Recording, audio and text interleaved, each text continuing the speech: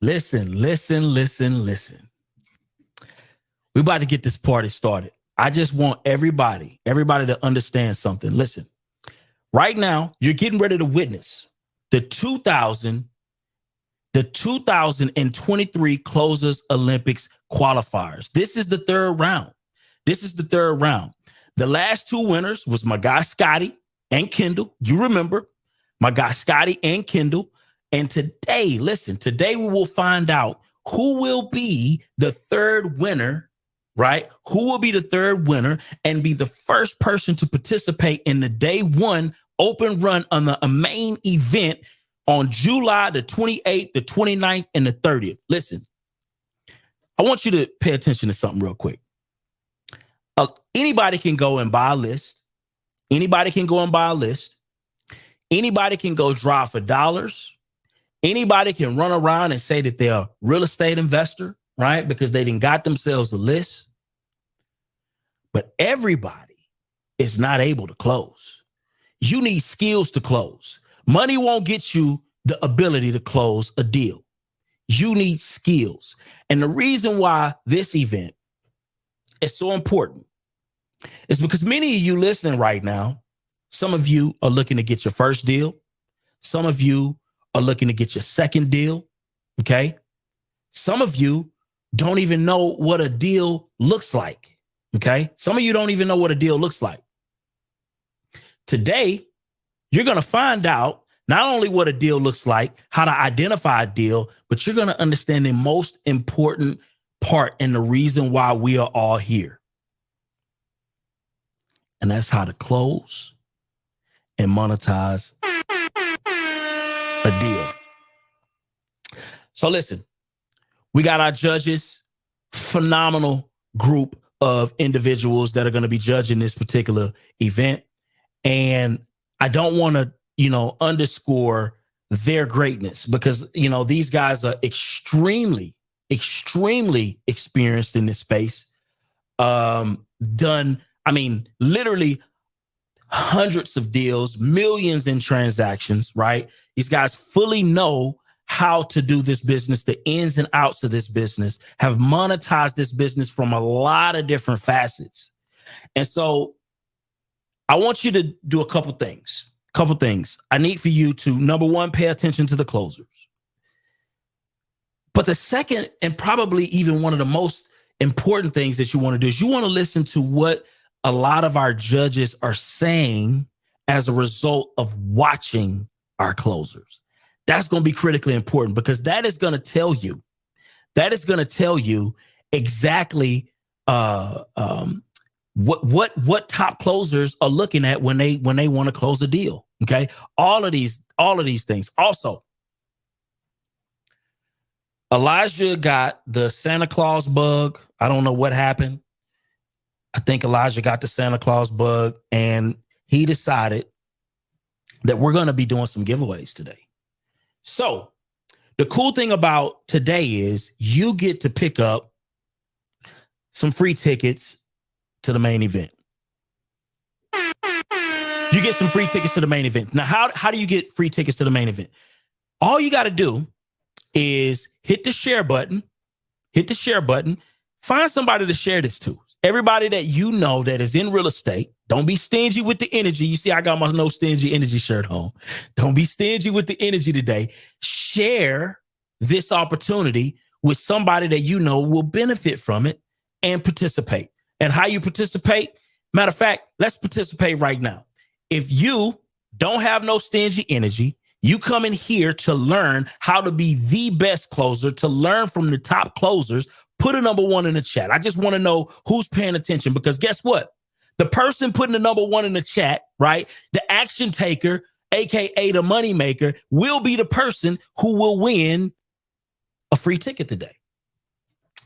You're going to be that person, right? So go ahead, put the number one in the chat. I want to know who's participating, who's paying attention, who's taking action at the speed of direction right now, right? Because we finna get this party started. So here's the deal. Do we have my judges? Where my judges at?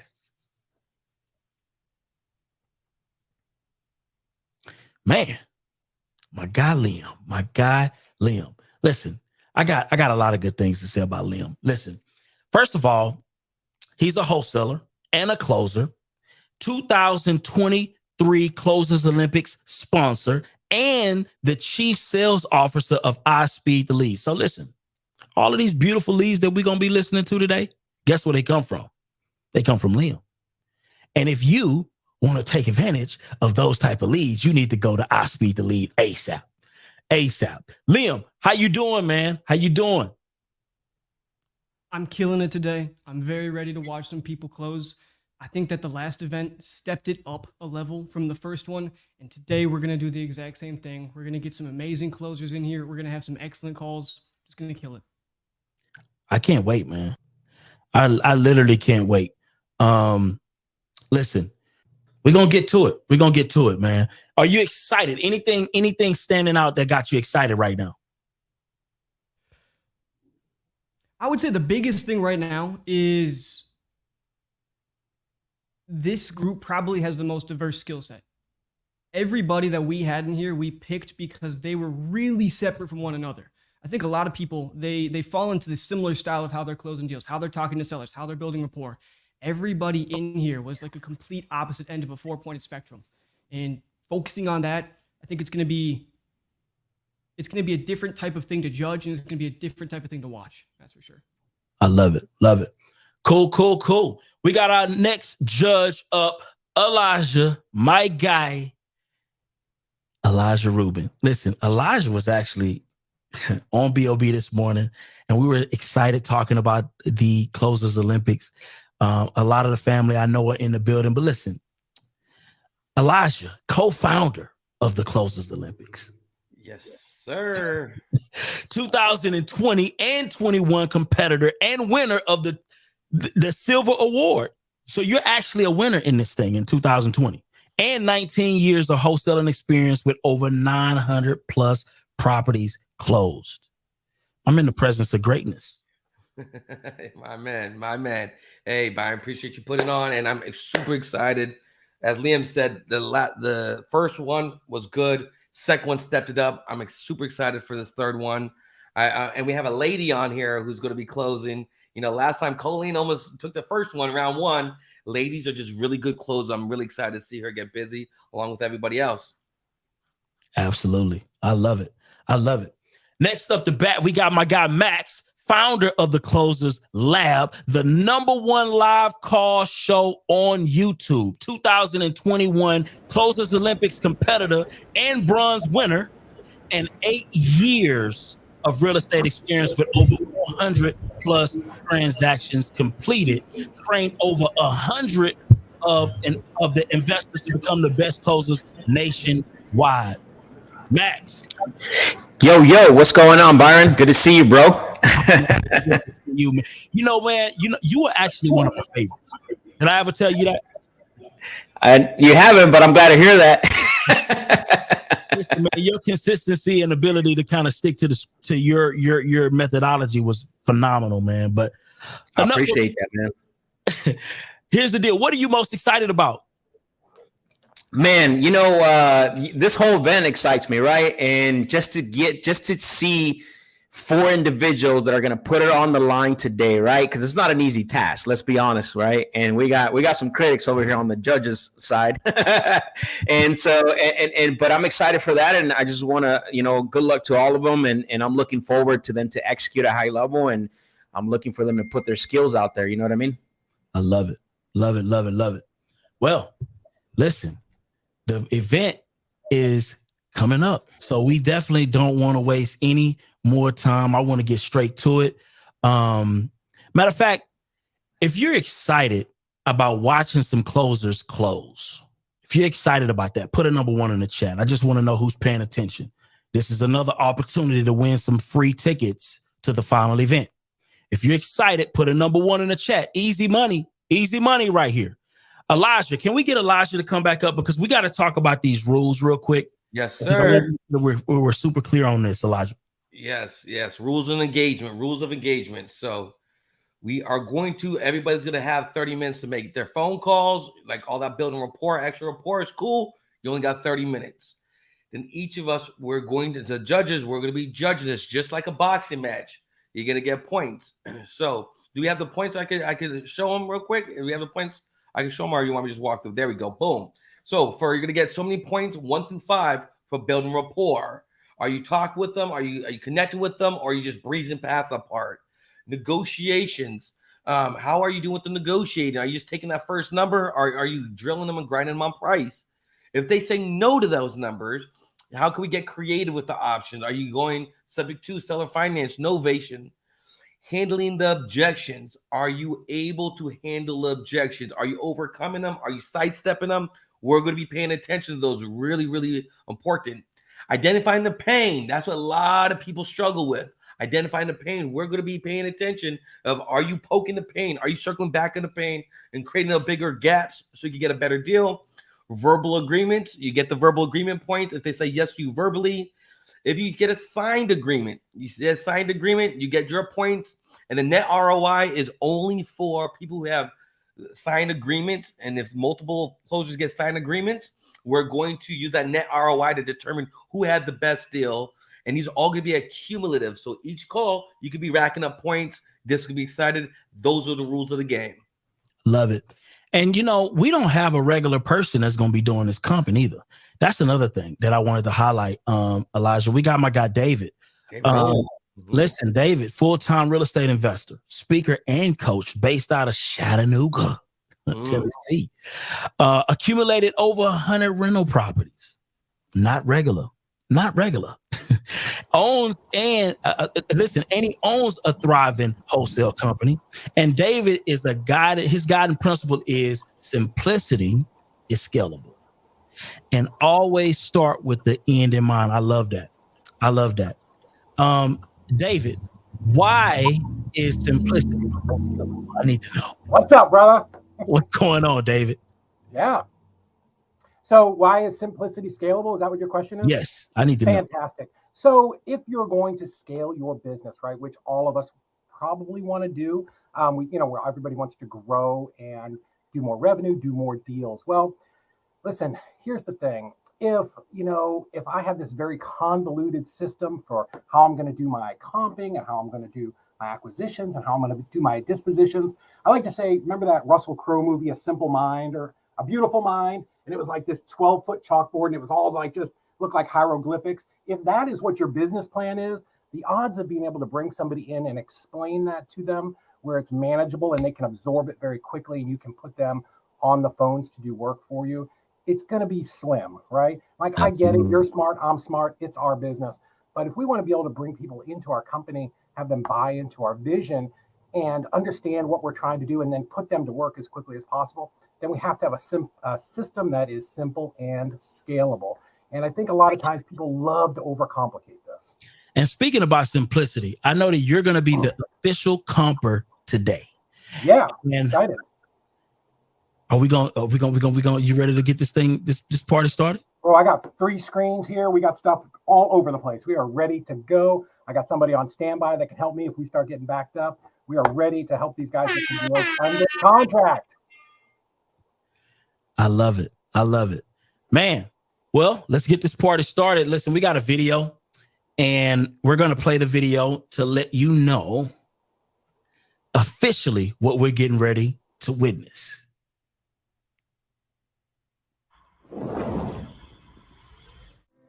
Close it. When I close, doors open. Every key I. This is a competition. Somebody's going home with the top closer title belt. If I did 189, would you have to talk to her, or could you agree to that? All right, let's do 189.9 then. If I gave you 31, will you sign today?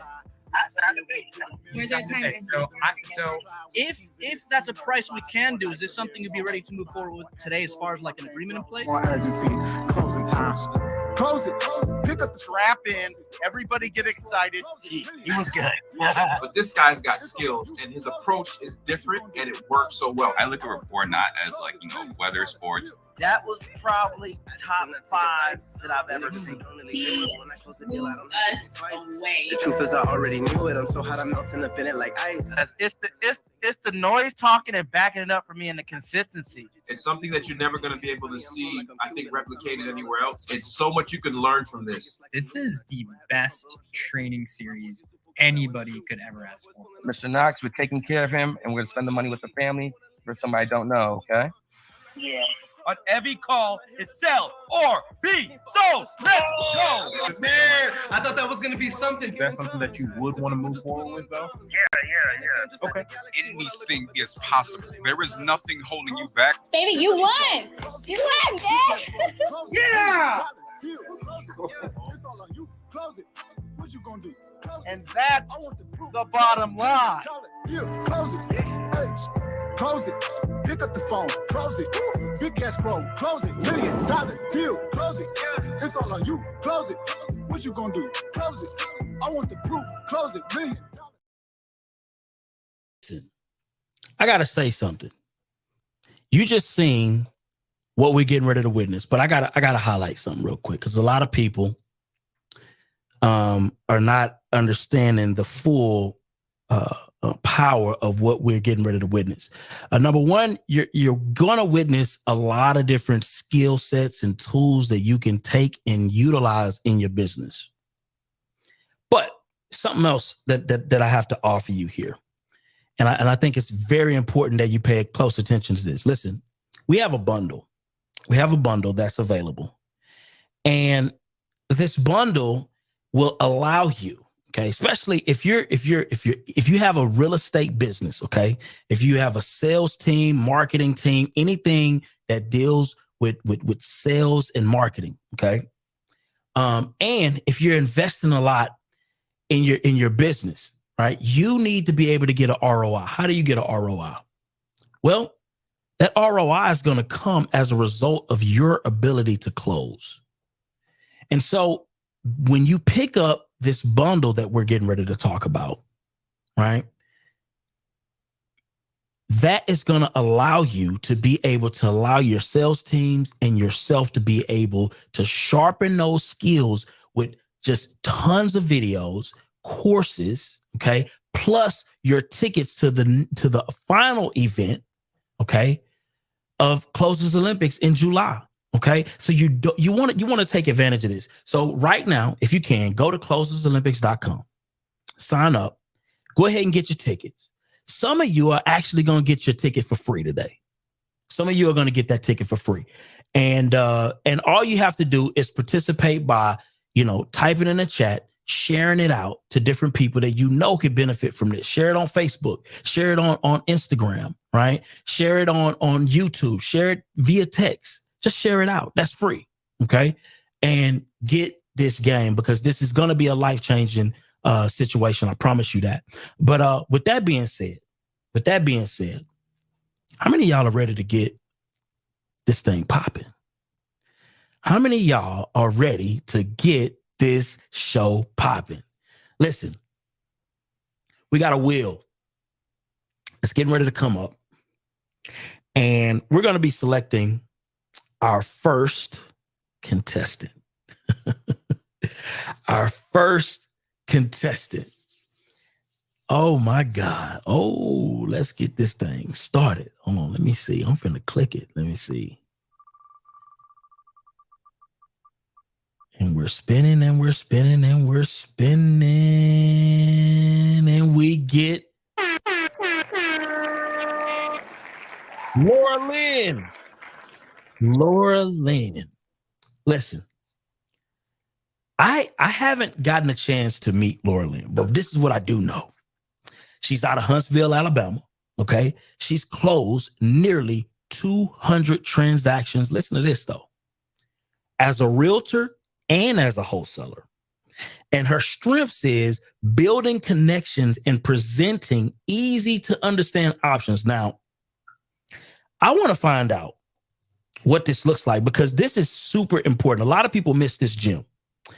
A lot of people miss that ability to make things simple stupid so people can pick those things up. So I'm excited to learn what her process is, what her strategy is, and all of those things. So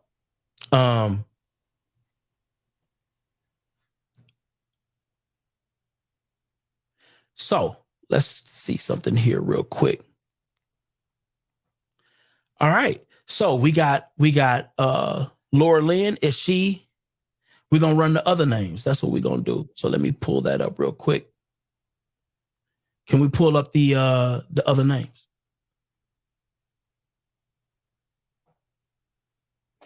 All righty. While we wait on that, okay, here we go.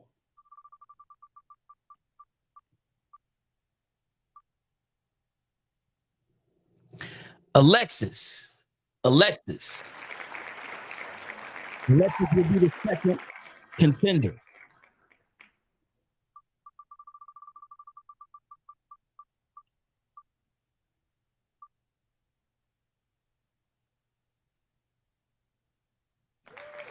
Then we got Noah coming up at number 3.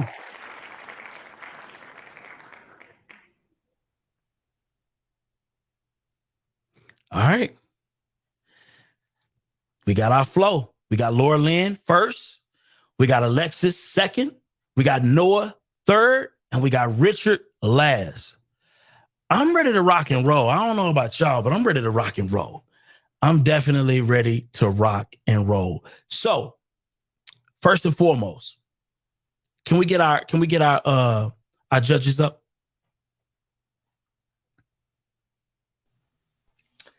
Yes, sir. Yes, sir. Let's do it, baby. Woo! My guy. We ready. We ready. We ready. How y'all feeling about this? Man, I thought the lady was gonna lead it off. I know lady's supposed to be first, right? But you know what I'm saying. So now she's listen. I'm telling you guys, we met with her a little bit yesterday on our rehearsal side. I think the world's about to find out who Laura Lynn is. I think the world's about to find out right now. Yeah, she looked pumped yesterday when we did the rehearsal on there. She was like, "I'm ready to go. Bop, bop. Let's go." Not only was she pumped, but she set the bar really high in the auditions. If I'm remembering correctly from the auditions, she was one of our top 3 that came through the. So she is starting off hot, and then everybody else is going to have to try and meet that bar afterwards. I think that if I were one of the other 3, I would be nervous. Well, let's get her in. Let's get her in. Huntsville, Alabama native. Laura Lynn, how you feeling? Can we get Laura Lynn in? All right. So we're giving her a little, we're giving her a little bit of time. You know what I mean? She prepping us. Okay. I was doing my hair. How are you guys? I'm doing great. Listen, I'm excited to meet you. First of all, you said the simple process. You break these things down in a simple way. I'm excited about that. But let me just give you your proper due diligence. Listen, Huntsville, Alabama closed nearly 200 plus transactions as a realtor and as a wholesaler. Amazing. And her strengths is building connections through presenting easy to understand options. I love that. I love that. I love that. Can you give us a little breakdown of that real quick before we get into this? Yeah, sure. So when you're talking with a seller, a lot of the times it can get really confusing for them what the best option really is. So you as the professional, you have to be able to keep their interests in mind as well as yours. And you have to understand that they're trying to make the best decision for themselves. So break it down. Here's what you would make if we went with this option. Here's what I can pay you if you go with this option. And it's really just as simple as making the math stupid easy for them. Love it. Love it. Love it. Love it. All right. Well, we're going to go ahead and get this party started. I'm ready to go.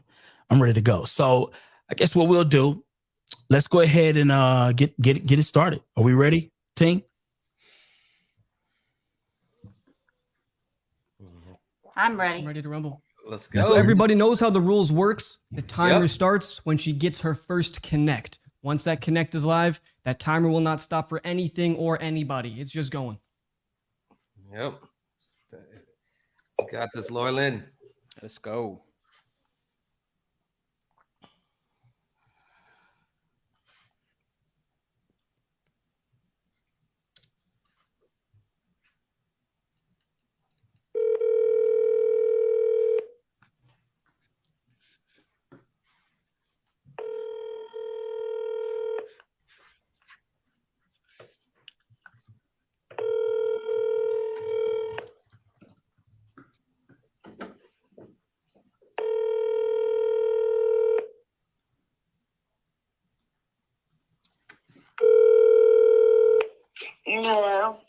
Hi, is this Chastity? It is. Hi, Chastity. This is Lynn Morley. I'm with Southwood Home Buyers. I'm just calling because you filled out a form on my website about selling your home on Morris Avenue. Did I catch you at a bad time to talk about it? Yeah, is there any way you could call me back tomorrow morning? Sure, yeah. Is this the best number for me to reach you on? Yes. All right, cool. I'll call you back in the morning then. Thank you. Thanks. Bye-bye. Bye. Let me see. When I'm on calls like that, if I get somebody on the phone, I like to go negative. Like it sounds like it's a bad time. They say yes, cool, and I keep talking. Let them stop me. You're like, hey, That's the classic Chris Voss. Go for the no. Yeah. Yep. Go for the no, and then. And if they say no, keep I've talking. had that happen too many times. Even when they say they already sold, I just continue like, oh, okay, when do you close? And then they're like, then they haven't. They haven't sold. Hi, Dan. This is Lynn with Southwood Home Buyers. Hey, I am just calling you because you filled out a form on my website about selling your home on West 25th Street. Did I catch you at a bad time to talk about it? No, other than I didn't really fill out any form. I did submit something to what I thought was a hedge fund, but obviously they sold it because I've had 50 calls. This is a property I have under contract. I'm a wholesaler. I'm scheduled to close on it Friday. Gotcha. Friday. Okay, well, thanks for your time. I appreciate it. Bye-bye. Keep it moving. Keep Nice. it moving. I like See? it. She That was a good delegation right there. Yeah, she saw who it was. Like, oh, you're not that guy. All right, good. On to the next one. I like that. Nobody's got time for that. Time for y'all.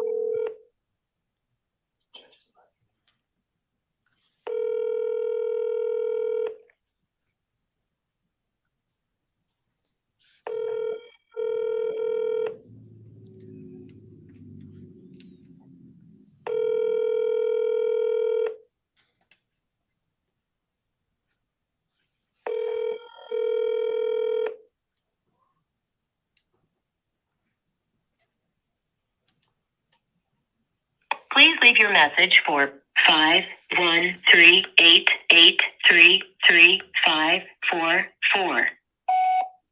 Hi, Mr. Joyner. This is Lynn Morley with Southwood Home Buyers. I am just calling because you filled out a form on my website about your Baltimore Avenue property. Whenever you get a minute, just call me back, 256-541-4371. Thanks so much.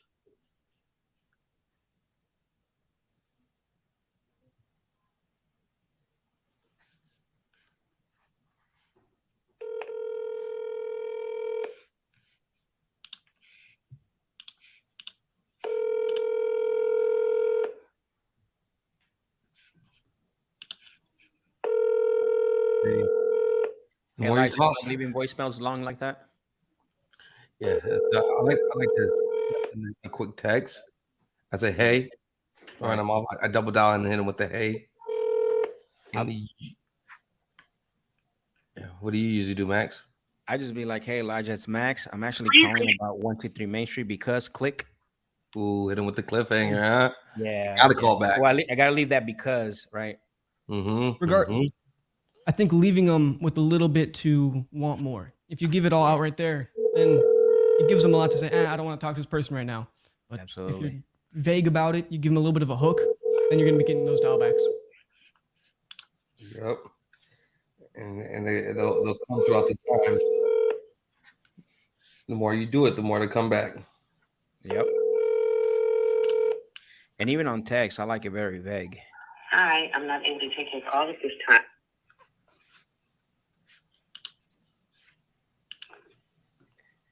The less, the more curious.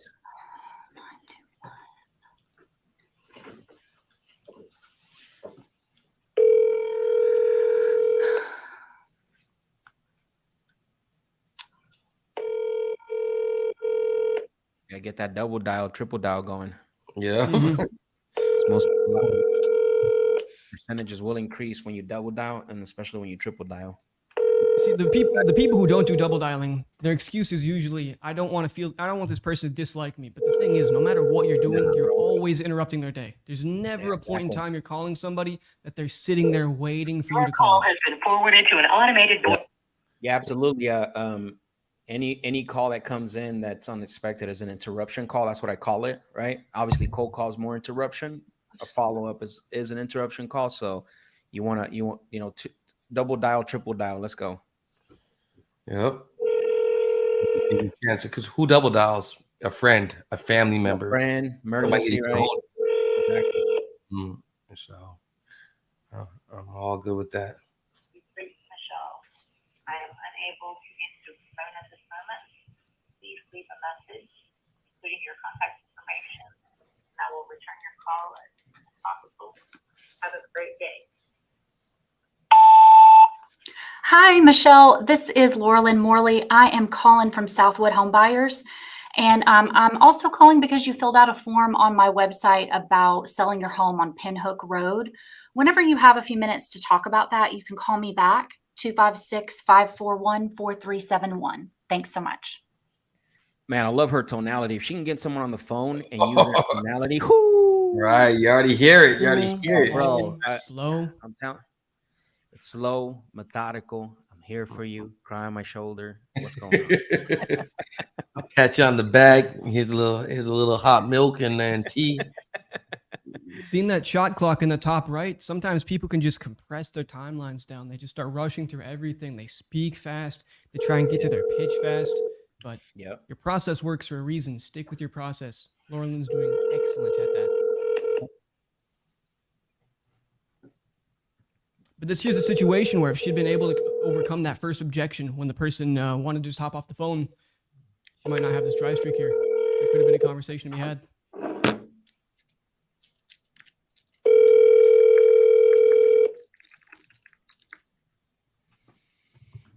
The Google Fi subscriber you have called is not available. Please leave a message after the tone. Hi, Reese. This is Lynn Morley with Southwood Home Buyers. I am calling because you filled out a form on my website about selling your property on El Camino Drive. Whenever you have a few minutes, just give me a call back and we can chat about it. 256-541-4371. Thanks. I'm not about to get spammed by a bunch of texts, am I? Yeah, they're coming for you. Yeah, I don't think she's seeing your message, Liam. Double dial. Has she done it once? No, I don't think so. No, right? She hasn't. Yeah, that's muted. That's probably what could help her right now, from what I see so far, is that double dial. Right. Triple dial even. Yeah. Try it this way. I'll try to send a message this other way for her. Good afternoon. This is Trent. Hi. I'm sorry. I was trying to reach Raymond. Do I have the right number? Yes, you do. Raymond Trent. I go by my middle name. Oh, okay. Okay. Well, hi, Raymond. This is Lynn Morley. I am calling from Southwood Home Buyers. You filled out a form on my website about your property on Heather Marie Court, about selling it. Yes. Yeah, I was hoping to catch you at a time when you had a few minutes to talk about it. Yeah, certainly. I've got a few minutes. Awesome. Okay, great. Well, so you still are planning on selling that property, right? We're trying to figure out what to do. I'll try to make this a quick story. So my wife and I adopted 3 kids 4 years ago. Unfortunately, one of them, their sibling group, had lots of childhood trauma, so we've had to put them in a residential treatment center, try to help with that trauma. So it's cost me about $19,000 a month, and I just can't sustainably pay for this for another year at that rate. So we actually own 2 homes here. We bought my mom home to help out the kids. They're both similar homes, 4-bedroom, 2-bath. And we're actually looking at selling both, and just wanted to see what the process was this way, or if I didn't go through a realtor. I'm not in a huge rush. I just wanted to see if this was an easier path. I understand I won't get quite the value if I do it this way versus a realtor. But just curious what the difference would be, see if it's worth the aggravation. Basically, we're just going to buy a little bit of acreage out in the country, and I think that will help him when we get him back from RTC as well. Yeah. Well, Raymond, wow. What a unique story you have. You've adopted, did you say 3 children? Yes, ma'am. We adopted 3. They were a sibling group of 3, and we couldn't stand to hear them about them getting separated. We had never met the kids before. They went to church with my wife's cousin. And when we heard the story, we just couldn't let that happen. Oh my, wow, wow. Well, you know what? Good stuff is going to come back your way no matter what, because you've just given back to the world in such a huge way, especially those kids. So let's talk about the house and your options. And you said there were 2 homes? I actually own 2, yes, ma'am. And you're thinking about selling both of them? Yeah, if I do this, that's what it would be. We'd be selling both. And the reason being, with the kids, my wife and I, you know, we're busy with our jobs. We bought my mom a house to just have support close by. Okay. I understand. Well, do you want to sell them together or separately? Because I'm happy to talk about both options. I'm open to listen to what would be best for all parties involved. So I'm really open to everything. Okay. Well, then let's talk first about the one that you're living in, because that's the one that would impact you the most, right? And then worst case scenario, if you couldn't sell, is it, you said it's your mother's house, the second one? Yes, and it's in my name. We bought it for her. Okay. Okay. So Well, if we you, would all be moving out of the country. Yes. okay. If you couldn't sell that one, worst case scenario, you could move in and you could all live together temporarily until you could get that one sold. Give me one moment. Sure.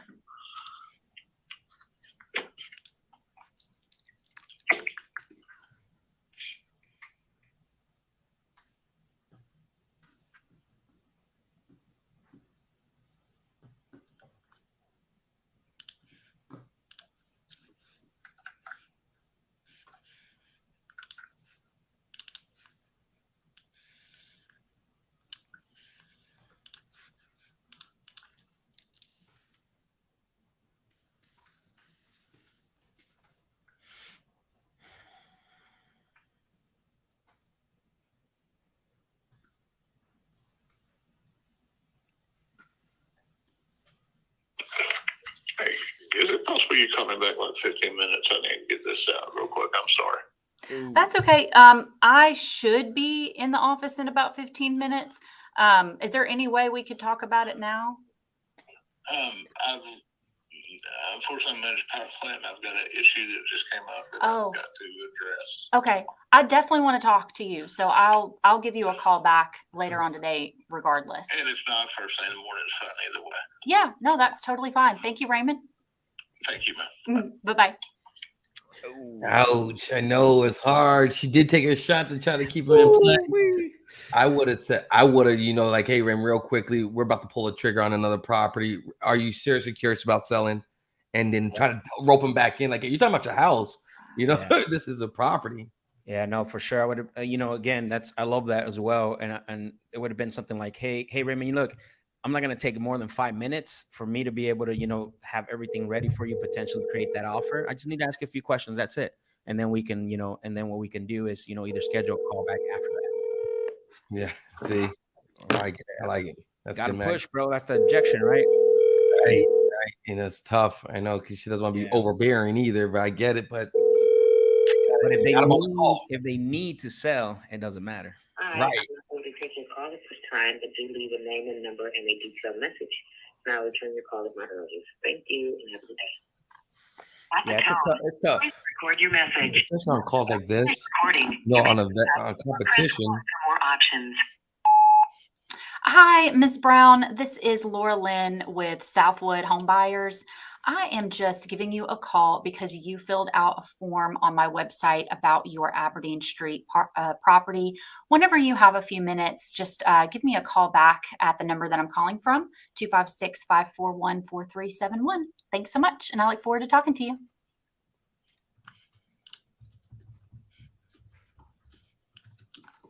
Yeah, I know. I like that you tried to overcome the objection once, but just like you guys said, I think it should have I'm double dialing it. Pushed a little harder. It's just pushed a little bit harder.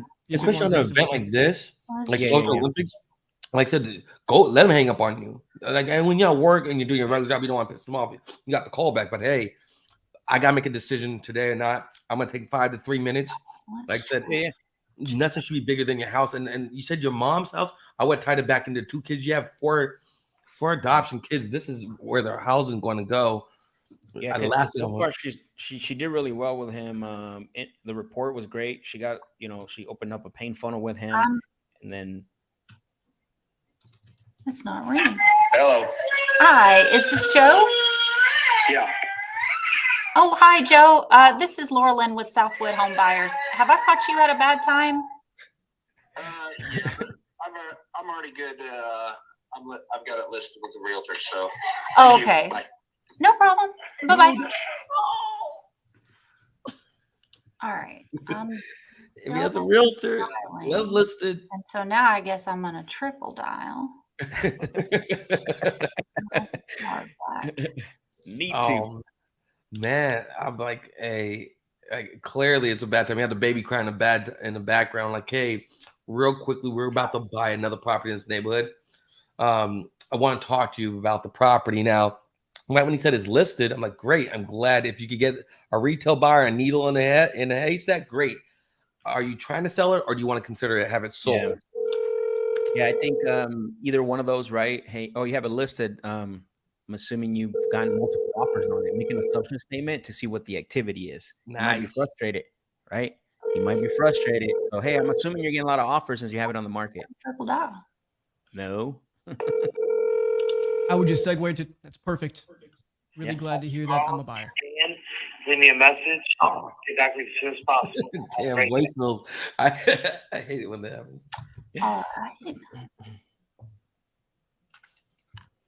Yeah, I know. I hate when the voicemail sounds so authentic. Y'all start talking to them. Hey, Jim, oh, dude, I have some gotten me really bad before. Back when I was in high school, and I was being just a little asshole, I had my voicemail set to hello. Actually, this is a voicemail. My dad would always fall for it. My dad would fall for it. The only reason I changed is because he finally got a hold of me one day, and he's like, dude, change your fucking voicemail. I'm sick of it. I had like 50 5-second long voicemails of him starting to talk to me, and be like, oh, fuck, hanging up. Got to go back to that ringback tone, baby. Got this. You got this. I think I know it's for a lot of different people. They do different ways, but I'm a big fan of never asking, hey, is this 513883335? I think I already left a voicemail, but I'll leave another one. Hi, Mr. Joyner. This is Laura Lynn Morley with Southwood Home Buyers. I am just leaving you a voicemail because you filled out a form on my website about your Baltimore Avenue property. Whenever you have a few minutes to talk about it, you can call me back at 256-541-4371. Thanks so much, and I look forward to speaking with you. Yeah, I'm not a big fan of asking the question. If I am going to do that, I'm going to what is it called? Assume that I did, right? Like probably caught you at a bad time. Not a question. Right. And the thing is, I wouldn't have that hard coded into my intro no matter what, because I don't want to give them the opportunity to back out. Yeah, not in only the intro. Right. Like if I'm hearing that they have a child screaming in the background, then I'm going to come in and say, "Oh, God, it sounds like I call you about the worst time of the day, huh?" Because it's a bit more personal. I'm relating to their situation, and it gives them an opportunity to say, no, it's okay. Absolutely.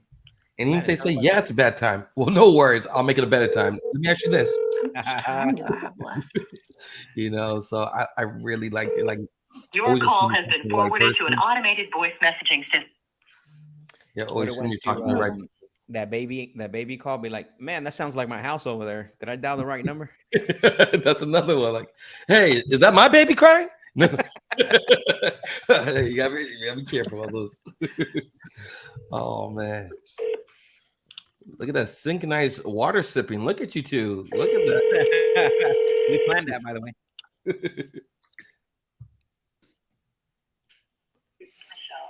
Oh, Lord.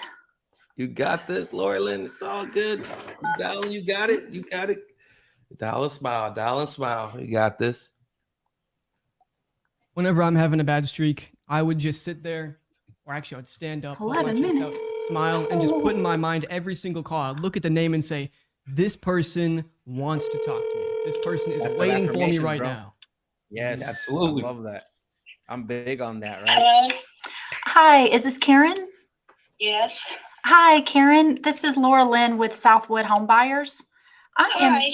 I am just giving you a quick call because you filled out a form on my website about your Powderhorn Road property.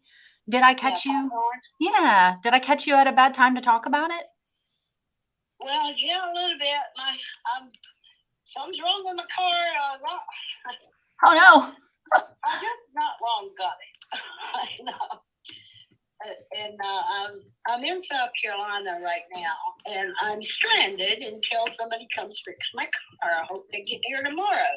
Oh. I was going to leave and be home tomorrow, but don't look like I'm going to get there tomorrow.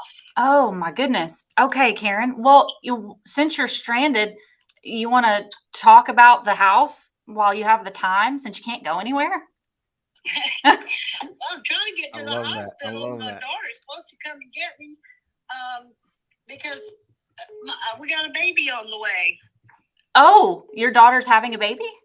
No, my grandson is having a baby. I'm There's one of those gonna be callbacks. a great grandma Oh, for that's the true. first I forgot. time, and I can't even get there until she comes to get me. Oh my goodness. Oh, well, congratulations on Oh, thank you. becoming Yeah, a great it's all the way grandmother. downtown at the Medical University of South Carolina Children's Hospital. Yeah. Well, I saw that your reason for wanting to sell the house was to get closer to family. So I guess it seems more important than ever now. Yeah. Yeah. I'm trying to get home. I'm trying to get home here to South Carolina, but I got to sell the house first. Yeah. Well, But maybe. yeah, I got a minute. I got a few minutes to talk to you. Okay. Well, perfect. I'm aggravated right now because I haven't had the car a year yet, and I think it's just a spark plug, and then the water temperature on it. It says it's overheating, but it's not overheating because it's got plenty of Freon in it. Yeah. Well, I don't know. That happened to me once before with a car that I bought. It broke down a year later. I've been there, done that. I feel for you.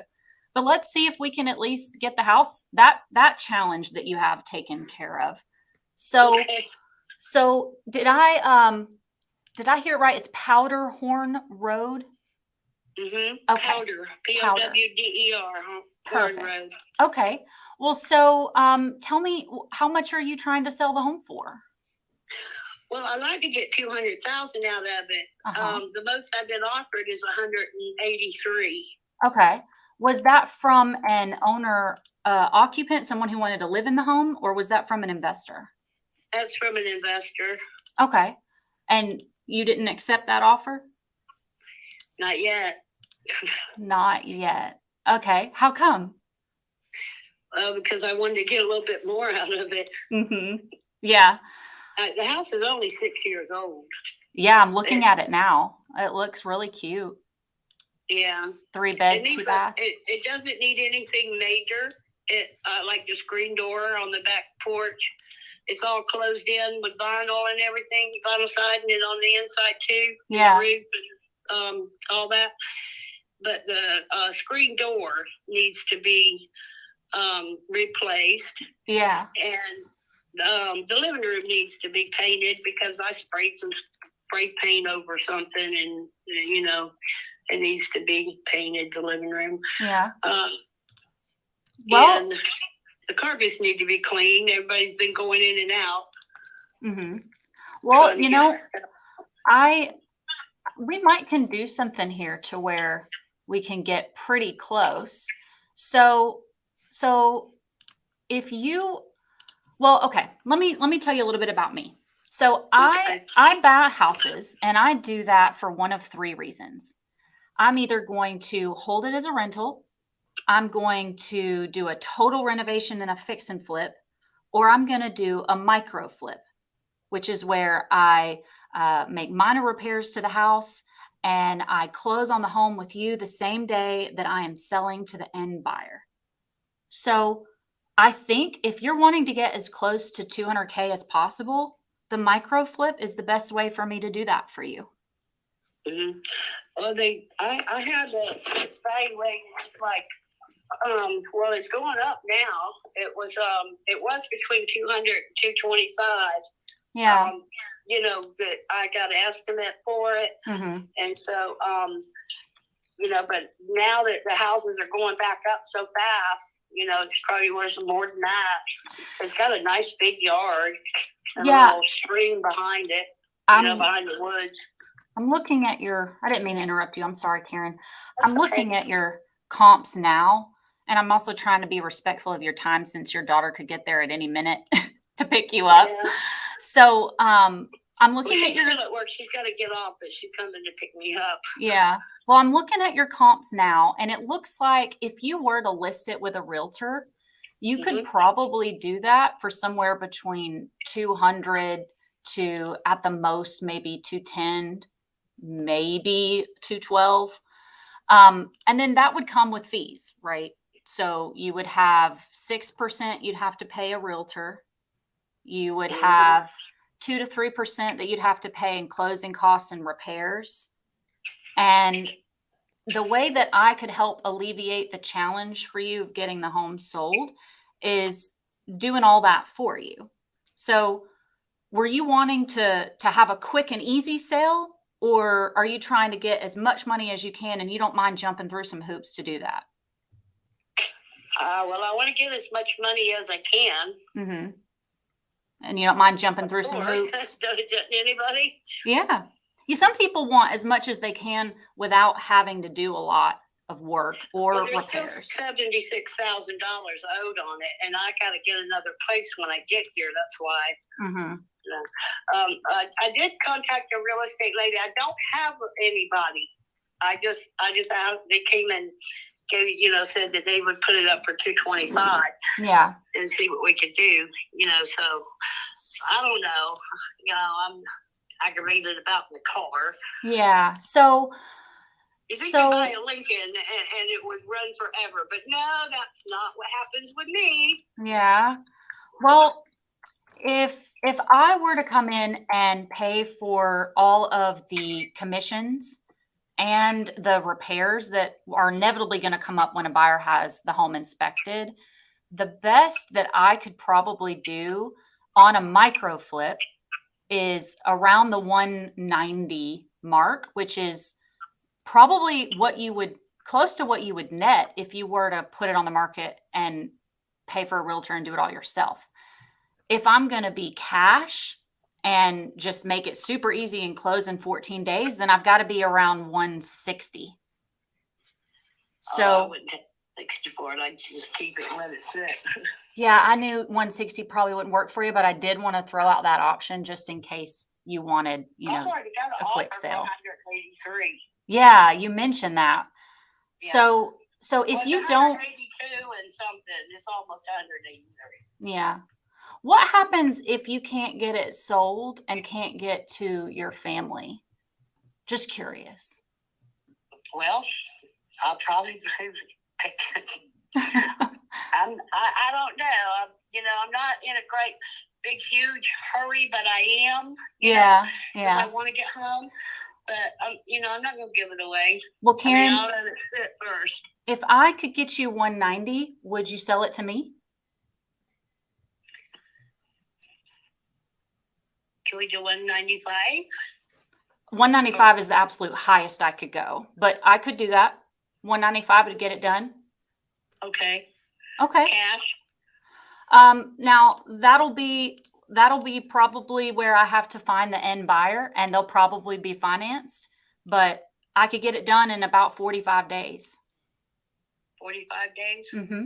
Which would give you time to find somewhere to live. Yeah, it would give me somewhere. It would. Yeah. It would give me plenty of time to find something.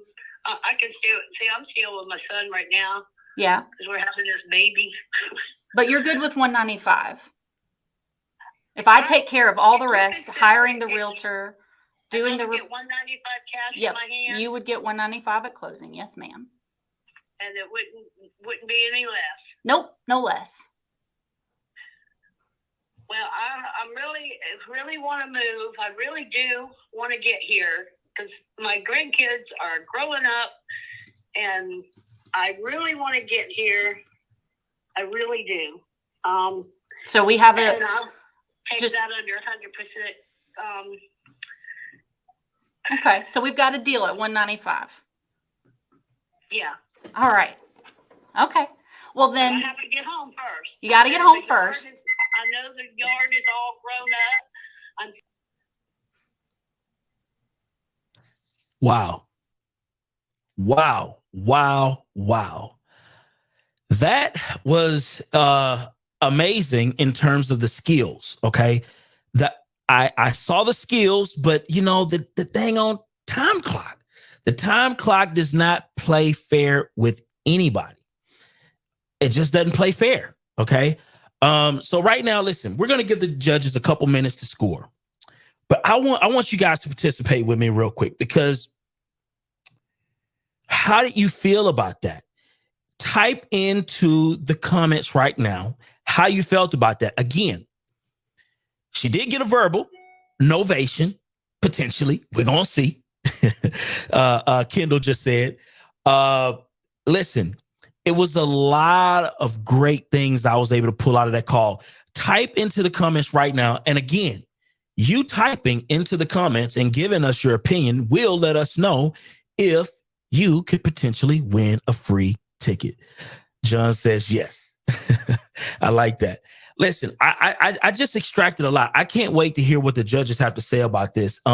Also, here's the deal. If you haven't already, I need for you right now to go to closeslolympics.com. Go to closeslolympics.com, and you're going to see some things there. But we're offering like a bundle, and I just want to highlight that real quick before the judges get ready, because I want to put this out there. It's important. We have over 50 hours of Closes Olympics live footage. We also have a step-by-step sales course that's going to be offered. And we have a free admission to the 2023 general admission ticket included in the bundle, the early bird bundle. And it's only for $297. Okay. Only for $297. So listen, go to Closes Olympics right now, pick up your bundle. And also, if you can, share this thing out, and you too could potentially be a winner. But we got our judges. Listen, we got our judges. I can't wait to hear what Liam has to say about what he just got a chance to witness. Amazing. Liam, what's your thoughts, man? I can't hear you. I think you're muted. I was muted. Now I'm unmuted. I think that she didn't have the opportunity to talk to somebody that she fell really into her flow with. And I think I'm a little bummed out about that, because when we were looking at her on the auditions, she fell into this flow so beautifully. And where I think she earned the points from me was on that beautiful, beautiful cadence and pitch that she had. It's easy to listen to. It's easy to talk to. But where she lost points for me was she didn't really try to overcome the objections for time. I have to go. That happened, I think, 2 or 3 times. And every time she wasn't able to overcome that. Second is when a seller was talking about pain or something that would be motivating for them to get out of the house, she would touch on it very softly. It was like every time the seller volunteered that information, and then she kind of segued the conversation away from that. In those situations, motivation is that's what gets deals done. I would have dove head into those and try to peel the layers of the onion back and get as much of that as I could. And she started to talk about condition and price and all this other stuff when I would have just let all that slide. Love it. The third thing is that on the negotiations, she didn't hold tight on them. She had the 190, person said 195, and then just let it slide. Wow. So we got 11 points. Is that where we at? That's where we're at. Yep. Love it. Awesome stuff, man. Listen, thank you. Thank you, Liam. Hey, Elijah. Yes, sir. Man. Yeah, no, I like I said, same thing. I wish she had a chance to kind of get in pocket with some of her sellers. I agree. I'm not really a fan of saying, hey, this is a bad time to talk. I'd rather go negative if I'm going to do that. She kind of got caught a couple of times with that, which she probably could have pushed the envelope. And then just pushing the pain button. I think that's something she could have did a little bit more. And then last but not least, what I really would love to see her do I really would love to see her ask for their number. She gave her number by saying, "Hey, would you give any lower number?" I really wish she had good with the rapport. I wish she was straightened up on the negotiation, poke the pain a little bit more. However, I gave her 2 points for the verbal agreement. She hit the buzzer beater at the end, got her to say yes. So I got her those points, and she do have the creative option. So I like her getting creative, but I would really love to see her really dialing in and asking for the number first. Let them ask them at least 3 times before you take your shots. My rule of thumb. Love it. Love it. Man, it is what it is, man. Sometimes the shot clock gets the best of us. Max. Yo. All right. I think I have the same sentiment as Elijah and Liam. Obviously she didn't get a lot of, sellers where she could flow, but I think she still had some opportunities to actually capitalize on. I think her report building is great, but report building is only one thing, right? We got to be able to move the cell forward, and that's where questionings come in, right? I think she did really well. I gave her on objections, I gave her a 2. Obviously there wasn't a lot there for her to work on. On negotiations, I gave her a 3. The reason why is because she did move her into there. For me, negotiations is not just about the number. It's, hey, let's talk about what you're trying to do, how you're trying to sell this house, right? How much are you looking to get? She got the number, and she did introduce micro flips. She did negotiate that novation, and then I gave her a 1 for creative. I felt like she could have done a little bit better job pitching the novation, and then the net ROI was, I didn't think it was there as far as I gave her a 1 on that. Wow. Well, we have to respect. I hope you guys are paying attention to what the judges are saying. This is vitally important. All of the advice that they're giving here. But I want to hear from Laura Lynn. I want to hear from her because, listen, I love that call. That was tough. It was tough. What are your thoughts on the call, and what are your thoughts on the judge's reaction? Hey, I get it. At the end of the day, it's a competition, and it's tough to get all of those judging points in like, I think by the time I talked to her, I had like 7-8 minutes left. So and she's a talker. She, good old Southern girl, just like me. We like to talk. It's tough to get all that in, but if you're on the phone with a seller live, you got to hit those points when you're on your calls. You've got to go straight to pain. If I had the time, boy, am I a pain pusher. I can definitely push on the pain buttons. But for her, she was sitting there stranded with her car, waiting to go get to her great grandbaby. She's literally about to come out. It was a whole thing. I'm just glad I got the verbal. I will say, I'm thinking, looking at the comps, it probably could sell for $225 if the condition is what she says it is. Mm-hmm. And if I sold it for $225 with a realtor on a novation, my profit is still around 10, depending on the repairs, 10 to 15,000. So nothing to sneeze at. Yeah. But I understand and I respect the judge's decision. Absolutely. Well, I appreciate you, and I appreciate that call, because I listen, there was some good stuff. I love the charm. I love the rapport building. So thank you very much. We got my guy Lex coming up in the next 2 minutes, and I am excited. I am truly excited. Listen, Laura Lynn did good. I mean, she got a healthy score, right? We're just at the beginning. We don't know what is going to take place. We don't know how Alex is going to do, right? We don't know. So at the end of the day, this is a competition. We're putting on for you guys and making sure that we can provide the most amount of value and showcase skills. And that's the reason why. Listen, matter of fact, if you've already went to closesolympics.com and checked out the bundle, if you've already done that, if you can do me a quick favor and put a number 1 in the chat. I just want to, just put a number 1 in the chat real quick. I just want to see, if we have any action takers in the building, because we all know that action takers are money makers. We know that. And we know that, listen, one thing I do know is that once we were able to implement a lot of the stuff that we use from the Closed Olympics. We've actually trained staff with the Closed Olympics. We've actually trained people with the Closed Olympics content. So you definitely don't want to miss that opportunity. You don't want to miss that opportunity. And again, I'm just going to go over real quick what we get while we wait on Lex to come, because this is important. You get over 50 plus hours of 2020 and 2021 Closed Olympics live footage. Okay, that's number one. Number two, you get a step-by-step sales course, right?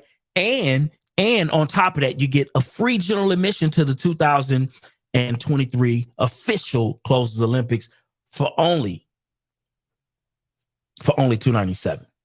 Listen, the original price of that is like $695. I just want you to know that early bird people who take action, right? People who take action get benefits. It's benefits associated with people who take action. But listen, we got my guy Alex in the building. Alex is in the building. Listen, I gotta highlight my guy Alex real quick. Listen, number one, my guy's from Miami, Florida. I like to call it Yammy. I love to call it Yammy. He's closed over 205 deals in 2 years, and his strengths are he builds rapport and trust fast with his signature credibility technique. Oh, that's fancy. I want to know more about this credibility technique. Alex, do you care to indulge? Absolutely. So what I find that's been working is that build a report on like sports or anything, like you try to find a similarity, doesn't really work. I build report based on credibility. So I'm like past experience, past things that I've done. Like I always mention how many houses I bought, how I bought them. I always kind of build report based on what I'm trying to get. So I usually go through like how many houses I bought, how fast I've closed on them, you know, what clients have said about us and things like that. So I use all the report building technique on the credibility. Love it, love it, love it.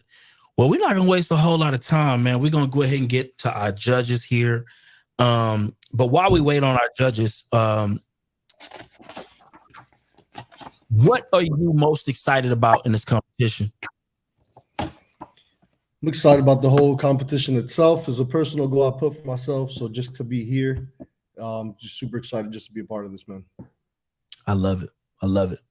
I love it. Well, listen, we're waiting on our judges. And yeah, Mr. Yammy in the building. Yammy in the building. M-I-A-M-I. Let's go. Yeah, I'm ready. I'm ready to see you put on. You know, like I said, I know we heard some good things about you. Now we have to see it in motion. Now we got to see it in motion time. Let's do it. Let's do it. 1 second. You got this. You got to make sure you, like I said, mute us out. But keep your phone and make sure you keep your audio up so we can hear you. Okay. One moment.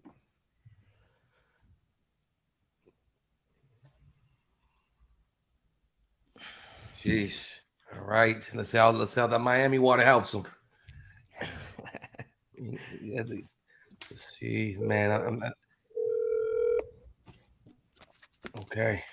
Let's see how luck of draw happens for him. Oh, he got his team out here with him. He got his team in the comments. Yeah. Let's go. He's getting some shout outs. My guy Bobby, Team Alexis. Let's go, Bobby Suarez. Man. So I think that's one of the benefits of this Closed Olympics. As things are growing, you see, Bobby, you get start getting your team repping for you. You got people coming in. 7028. Let's see. And he's running that double dial. Nice. Yeah. See. Got Mama in the house? Oh, snaps. Got Mama Dukes. Oh, I love it. Oh, now he has to put on. Yeah, don't disappoint Mama. You ain't coming to Thanksgiving dinner.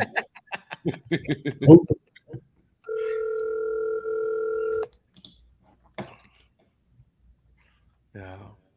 I remember you see the ceiling panels in there. I remember being in timeout. Hey, pal, how are you? Good. How's it going? Kyle, what's going on, brother? This is Alex. I'm giving you a call back. You reached out to us in regards to selling Frost Flower Drive. Yeah. Okay, is this property still available? It's not available anymore now. Oh, okay, you've already sold it? I was helping. I was representing the seller in the transaction. Okay, so you're not the actual owner. You're just an agent. Right. Yeah. Got it. I think I explained that to whoever I talked to. We don't do anything on MLS. Everything we do is off market. Okay, no problem, brother. Thank you so much. We'll be in touch. Keeping it moving. Love it. Smart move. Keep it pushing. No, I but got I'm the just shot clock saying. going. I'm just saying, y'all. My man said all he does is off-market deals. What other deals do you have? You're already on the call.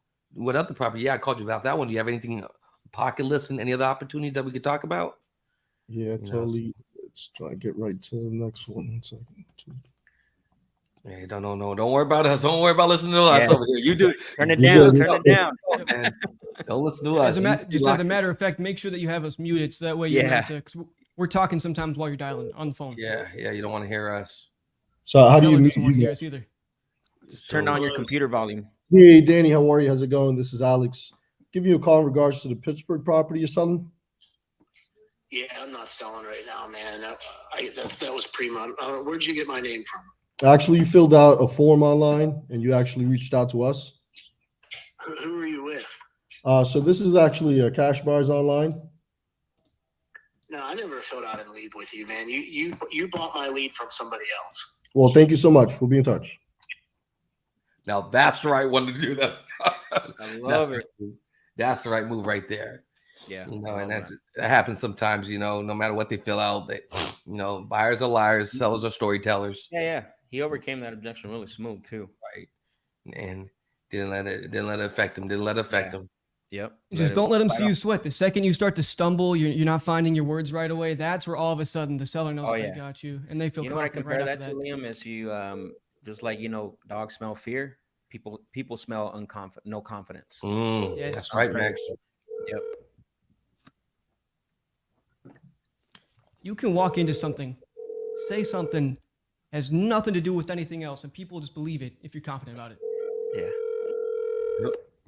There's this guy I see, he's on TikTok. He just goes up to random people he sees working construction and just acts like they're foreman. He's like, you guys got Billy Bob coming in and all these different people, has him completely confused on what's going on. He doesn't know what he's saying either. Just comes in super confident. People buy it. Yep. I seen it.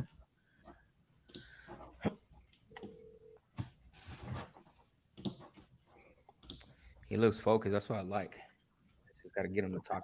I like his intro so far. Yep. I like how he just gets right to it too. Yeah. And his demeanor and his tone is really on point. Exactly. His voice is not wavery. He's just straight to the point.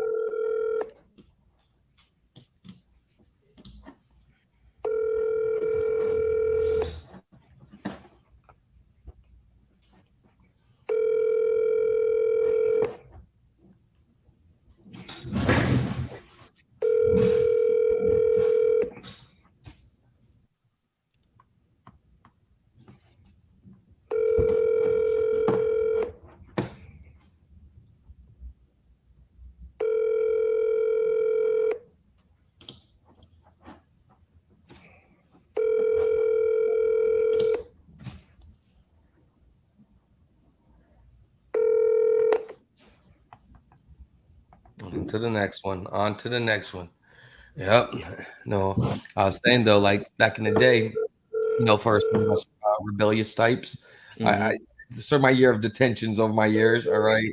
I remember the panels in there. And I remember just getting detention, just counting the panels. I saw those. Like, oh, man, trying to get pencils stuck in them, just chucking them. I was gonna say that. Yep. Oh, now you get suspended now. All right. Now you're the only one in detention. Just gotta make sure that nobody see you do it, bro. Yeah. No, but teacher gets pissed. You know it's dope, Liam, too. What you said last time is just about visualizing the seller call and answering their phone, ready to talk. And right when you said that, boom, can't pick up. That was like some freaky manifestation right there. I love it. Energy, you start the call Hey off. Jay, what's going on, brother? How are you? All right. Hey Jay, this is Alex. I'm giving you a call back. You reached out to us in regards to the property you're selling. This is over at Yes. Delgado Run. Yes. Got it. Probably caught you at the worst time. Who are you with? This is Alex from Cash Offer Options. Oh, okay. Yeah, so you reached out to us. You gave us some information on the property, and so my assistant just gave me your number. So now that I have some time, I just got off the phone with a few other folks. I just wanted to make sure we have about 5-10 minutes to speak about it. Yeah. Okay, awesome. So real quick, Jay, is this something you're looking to sell like after summer? No, I'm supposed to be moving probably around like early June-ish. Okay. So this is something you're looking to sell. What time frame, more or less? Probably like no earlier than June, but try to be sold by July. Got it. Right now I'm looking at like, I've done a couple of the online quotes, stuff like through Orchard and stuff where they basically guarantee the sale. So I'm trying to kind of fish around for what the kind of estimated offers are about now. Got it. So Jay, let me ask you a question. I mean, I'm here to buy a house, but to be totally honest, like, have you considered keeping it and like renting it? I mean, I'm just looking at the information online. It looks like a really nice house. I've considered, but I kind of want to just cash in on the equity right now. Yeah. Pay off some other debts. Got it. So you wouldn't want to keep it as a rental? Not at this time, no. Okay. And Jay, is there anyone else that's going to be selling this with you? Just from personal experience, it's always good to have everybody that's going to sell it with you online with us. My wife is also on the mortgage, but yeah, she's leaving out to me. Okay, so she's on board? Yeah. Okay. Is she available by any chance? Not at the moment. She's watching the kids right now. Got it. Okay. So I've got a lot of notes. My system put down like a lot of information on it. Can you just, like, in your own words, can you tell me a little bit more about the property? Things I look for, things like the roof, like big ticket things that may be worth like mentioning. Is there anything that would stand out? I'll say we've kept it pretty much the way it's built. Like, it was just a new build in 2019. Only things we've changed is we put in like a concrete patio in the back. It's like a 12 by 20 foot immediately out the back door. Yeah, no damages, nothing. Like, the roof is still great condition. When you say great condition, how many years, more or less? It's going on 4. Finished in October of 2019. Okay, got it. And when you say finished, is that like up to date, like 2023 type standards? Yeah, I believe so. It's got tankless water heater. All the windows, I believe they said, like, are double pane with, I think, argon. Got it. I want to say in between, so it's like good insulation as far as like regulating the temperature. Yeah, like central air and heat. for sure. Where are you guys heading? What are you guys like, moving out of state, or what are you guys doing? Yeah, going to Georgia. Okay, got family in Georgia? No, military. Oh, So military. Being restationed. Definitely. Well, before anything, man, just thank you for your services. I know it's definitely something we want to make sure we highlight. I mean, not everyone joins the military, so I just definitely want to say thank you for your services, man. Mm-hmm. So here's a little bit about my process. You've got kind of given me a lot of information on the property. So, once we buy a house, we do move fast naturally because it's cash. We don't look for any financing, any banking, like loans or anything. So because we don't use any loans, we can, move pretty quickly. From the last 200 houses we bought last year, I would say that the main reason they've told us they've sold to us is just because we move fast. So we're not like the highest offer out of the bunch. I'm just being very direct, very honest. But we could typically move fast because it's all cash. You know what I mean? So we also cover all the expenses. There's no closing costs. There's no commissions. And we can actually tailor the offer also. What I mean by that is, aside from the money, is there anything else I can do that would make it better? Like, things are like non-monetary. What I mean by that is maybe getting you some resources for movers, other things that don't involve money. Is there anything other than cash that I can help with? Not really, because all the moving and stuff's gonna be covered by like the military. So Oh, so they're covering all the moving. Got it. Who's helping you find a new place out there? Is there someone out there? I'm still working. I'm gonna try to get on base housing Yep. instead of trying to with the market and interest rates right now. Tell me about it. Planning to buy, but yeah, Got it. we're gonna just like rent out on base. Definitely. So Jay, based on what I'm hearing, it kind of sounds like the reason you reached out is because you're looking to sell it faster than the traditional route. Am I understanding correctly? Kind of like I'm looking at what the possibilities are right now. I'm kind of like just got my orders like 2 days ago, so I'm just trying to gather as much information as I can. I know there's the other. I haven't talked to them yet, but like Orchard, Open Door, Offer Pad, where they'll like post it on the market, and if it doesn't sell after a certain time, which I haven't talked to them yet, see how long it is, or they just buy it outright, but I don't know how long that is. And Yeah. So I'll tell you one main fact that I think you should know is that, like, the companies you just mentioned, these are like big national hedge fund companies that, you're just like a number in their system. So something I focus on is I basically make this a real personal approach. So you'll have like my direct number, like this is my cell. I run the business myself. I have 12 other teammates. And so when you deal with us, you've got a more personal approach, and anything you need on the fly, like, you can call me late night, early morning. These companies have opening dates, and closing times. So I think that if we came to a number that worked for you, like, is this something you're looking to sell? Like, if I gave you a number that works? I mean, possibly, I still want to compare it to some other ones and look at the pros and cons of doing each one. Absolutely. What are some of the things you're looking for as far as the transaction goes? I mean, it's mostly the like equity in hand, but then also the time, like, because say if like with one of those other companies, if they're willing to cash out or have their offers like within 30 days, so if it doesn't sell in a month or so, then they'll pay it. Then I'd probably go with that because I'm willing to have that little buffer room. So you'll probably go with that?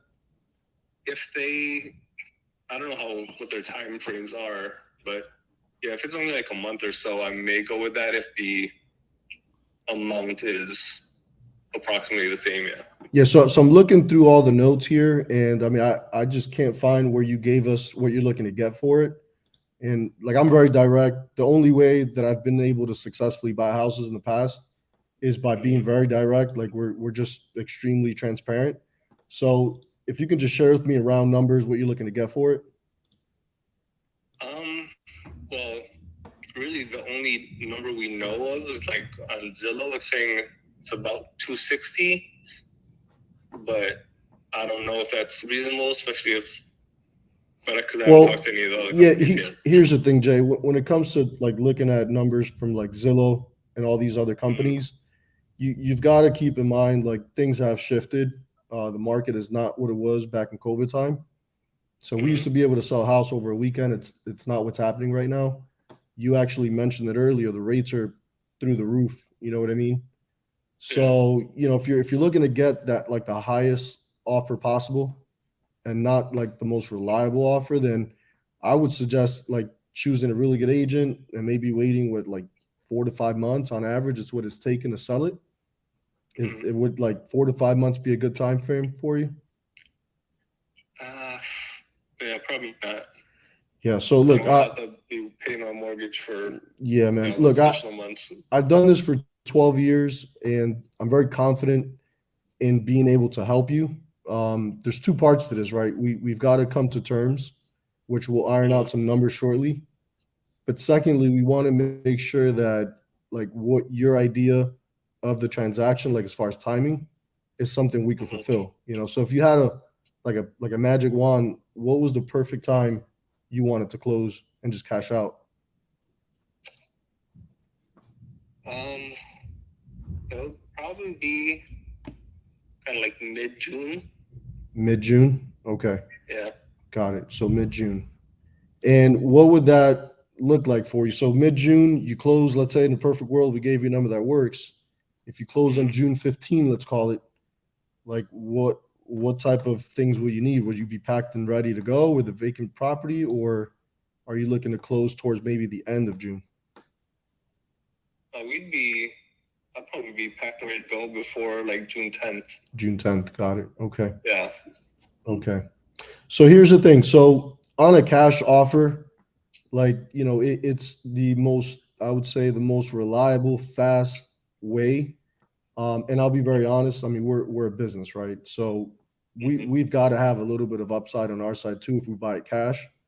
I'm sure you could understand that if I come in all cash, I've got to get a return on the money I invest. And to be clear, we're not looking for a gift. I'm not looking for you to gift the property to me, but you know, we've got to create a win-win here. So on a cash offer, like, I mean, did you have any idea, any flexibility on a number that could work for us on cash? Because you mentioned like Not quite yet, because I just gotta see like what other companies are offering if they were to buy it out. So I know they'd be doing the same thing where they'd essentially buy it and then like sell it out on the open market to make a profit. So yeah. So here's the thing, Jay. So we're talking about other companies, and I totally get it. I mean, if I was selling a house, like I'd probably want to talk to other companies.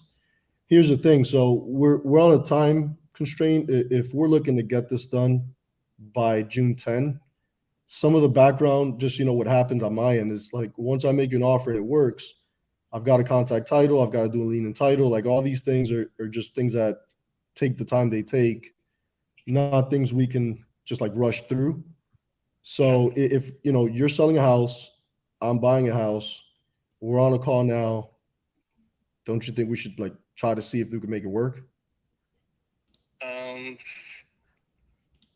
Well, I'm not gonna rush into the situation because I want to at least see what the other offers are. I don't want to like rush and make a decision and then find out I could have got more or something else. Definitely. So I mean, like I said, I just found out 2 days ago about this. Of course. And like, so I really want to kind of weigh the options first.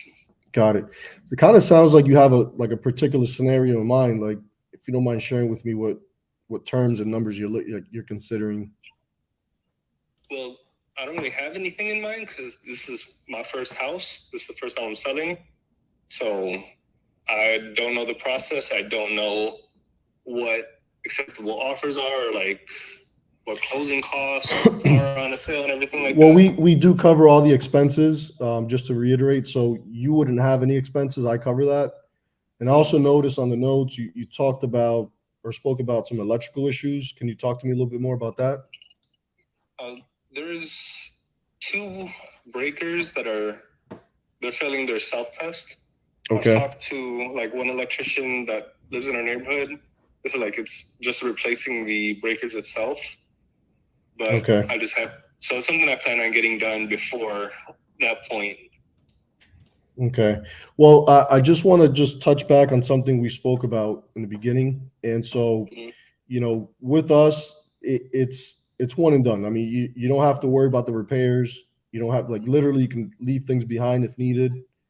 So when we make an offer, we're making you a net offer to where that's your take home. We cover all the expenses. There's no commissions because we're investors. There's no cost. So we do absorb that, but we would take on whatever repairs. I mean, literally we can tailor the offer to what would fit you best. So like selling the house as is, would that be something that interests you?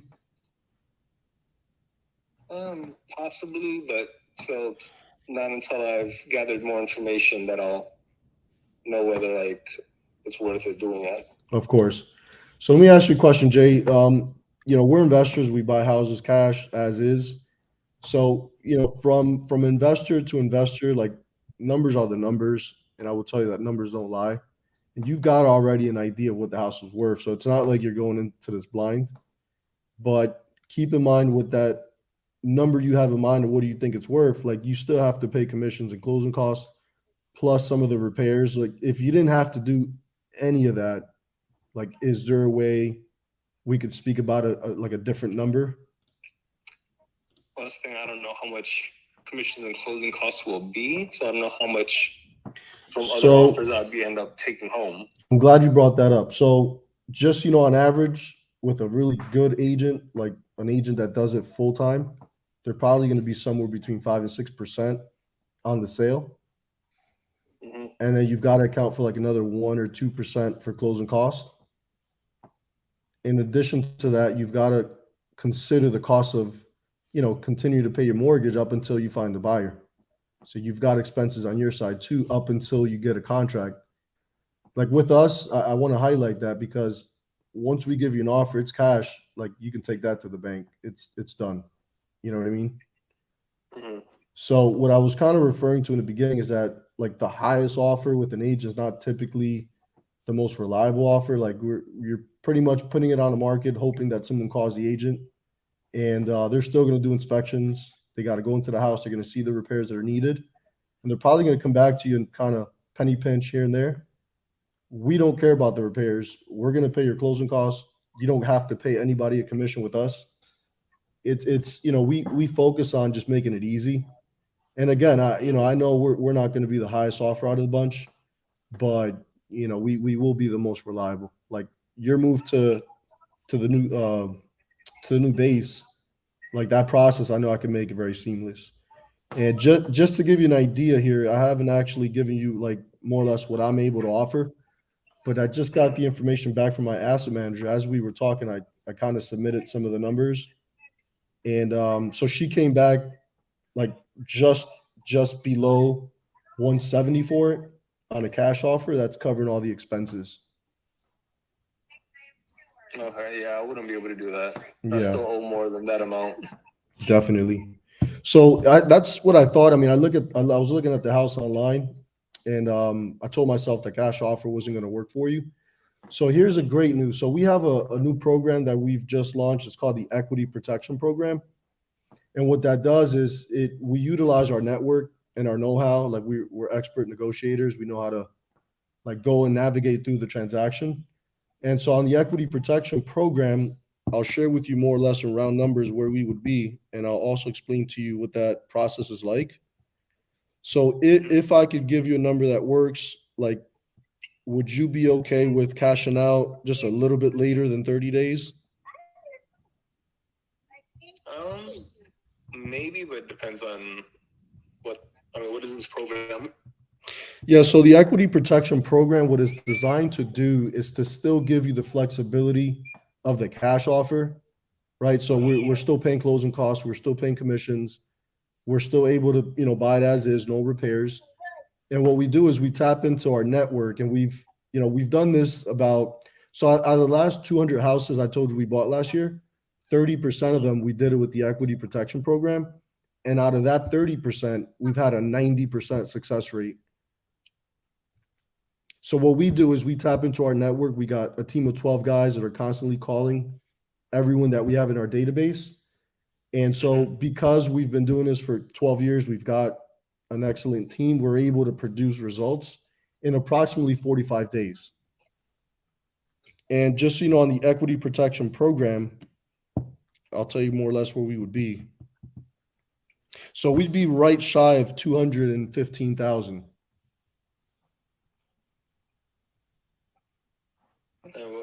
How does that program work? What does it do? Yeah, so what we do is we basically give you a number that we guarantee, right? So the number we're delivering is your net offer. We cover all the expenses for closing. We take care of whatever commissions. And then we bring it to the open market, to our network, and also to the network of foreign investors, out-of-state investors. We have a big pool. And like I said, we're able to produce a really good result because of the knowledge that we have and the amount of people we've been able to talk to. So at 215, I take care of all the expenses. I get you cashed out in approximately 45 days, and we'll take care of all the expenses like that electrical repair. I'll send some guys to get it repaired. I'll get some good pictures, and we bring it out to the open market, and we get you a buyer right away.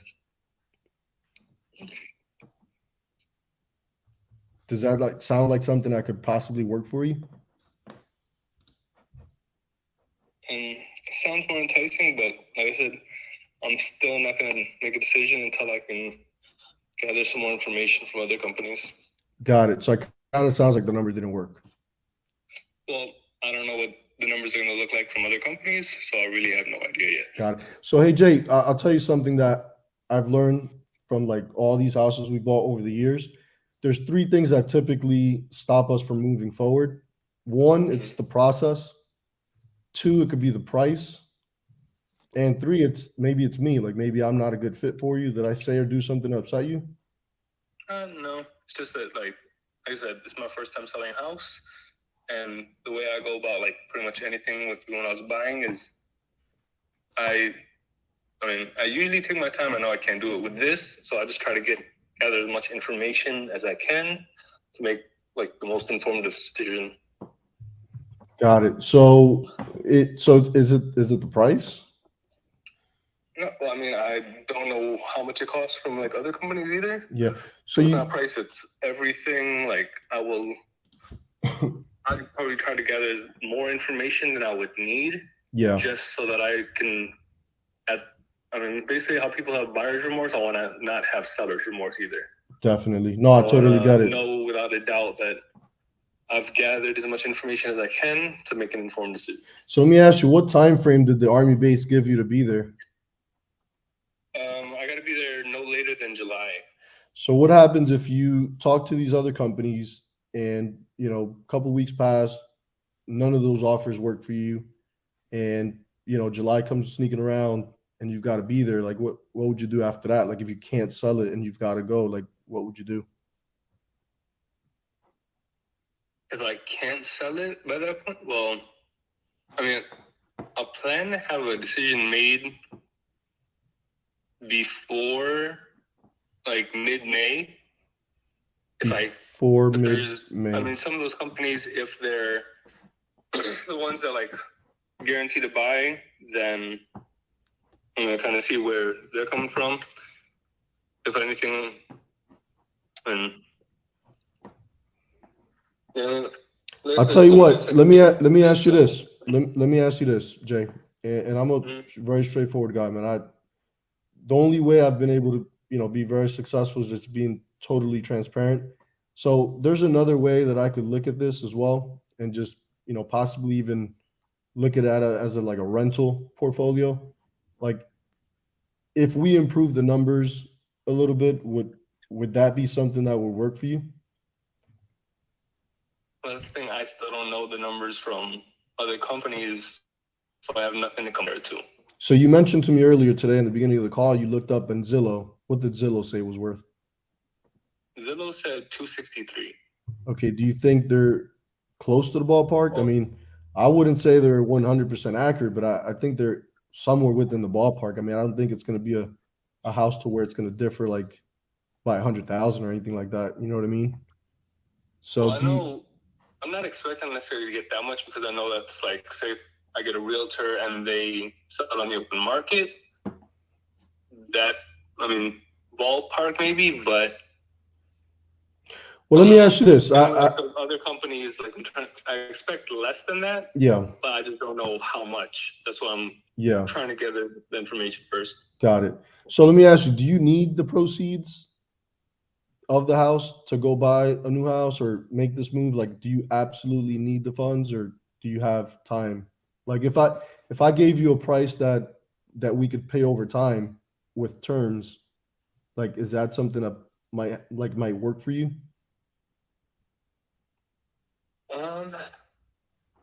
So basically, to buy a new house, but I was planning to use it to pay off some debts and reduce my monthly payments and everything. Yeah, because there is a way that I could possibly get you more for the house as long as we agree on some terms. But like I said, like today, I'm probably not going to agree on anything until I've gathered more information. Got it. Well, what I'll do is I'll stay in touch. We'll continue to touch base and we'll see what we can do. Okay. Okay. Wow. Man, that was amazing. That was amazing. So I saw a lot of skills being used there. I'm definitely interested in hearing from what the audience thinks about this, because me personally, I heard a lot of skills. What are some of you guys' thoughts on what you heard? Do you feel you learned something new from how he was able to kind of overcome some objections there? Because those are some of the things I kind of picked up on. I'm really, really excited to hear from our judges, but that was an excellent job on execution. He kept fighting despite all of those different things coming at him. But okay, so I'm hearing from a couple people in the audience. Okay, so they said talk about persistence, facts. Hakima, that was amazing. He was definitely persistent. He did not give up. He did not fold. I love that. Definitely gave him every option he could help him with. That is a fact. So, Michael, that is a great comment, because that's the same thing that I was able to kind of witness as well. But I want to hear from our judges. I can't wait to hear from our judges, because I want to know if, number one, if there was some different insight that maybe we didn't pick up on. Okay. I can't wait to hear from Liam on this, because I know that he's going to have his unique perspective. I know Elijah's going to have his, and Max, he's probably one of my favorite negotiators in the business that I've heard from. I definitely want to hear his take on this as well. And also, you guys, you have to know that all of the people who are putting these comments in, I really, really appreciate that, because you got to understand, when you're putting these comments in, you're actually helping other people. And again, that's our motto, with the Close Olympics. We want to help as many people as we possibly can, close as many deals as we can from different perspectives. So that's what I appreciate. And also, the people who are commenting, you're positioning yourself to be able to win a bundle. One of those dope bundles. And if you don't know what's in that bundle, I'm going to run over it real quick one more time. But you know what? I'm not going to run over it, because I want to hear from Liam. And I'm going to run over that after Liam. I promise you. Liam, what's going on, my guy? What's going on, baby? What's your thoughts on this, man? I think he did really, really solid. There was a lot of stuff that he did exceptionally well. And you'll see when you bring my scorecard up, he got some pretty good points. And what I want to talk about, because I want people to be able to learn, are the areas where he could have had some improvement. One, he used a lot of filler words. Like was his filler word. And he would use that usually when he was on these monologues and he was trying to find where he was going. Well, I would say take the time to be quiet. Being quiet shows that you're confident, you're comfortable with where you're going. And people who are listening to you have a much higher tolerance for you being silent than you do for yourself. So you can allow yourself to just be quiet. Well, we got the scorecard. We got the scorecard too. The scorecard's up. Okay, well, you can put it up in just a second. The other thing that I think that he could have done better is when a seller gives me some information, they answer one of my questions, or maybe they go off on a tangent. What I want to do is after that, I want to touch on that and kind of live in what they said for a moment and try and get some extra information from that. What I noticed is he was really focused on trying to go to his next question. So you'd say, oh, that sounds great, and then move to the next question right away. And it just kind of feels like you're giving him a survey and going down a checklist rather than conversational. Because like if I were talking to my friend and I said something to him and he said, oh, cool, and then just talked about the next thing he wanted to talk about, I'd be like, all right, I guess. So those are the two things I think he could have done a bit better on. But otherwise, he did pretty well across the board.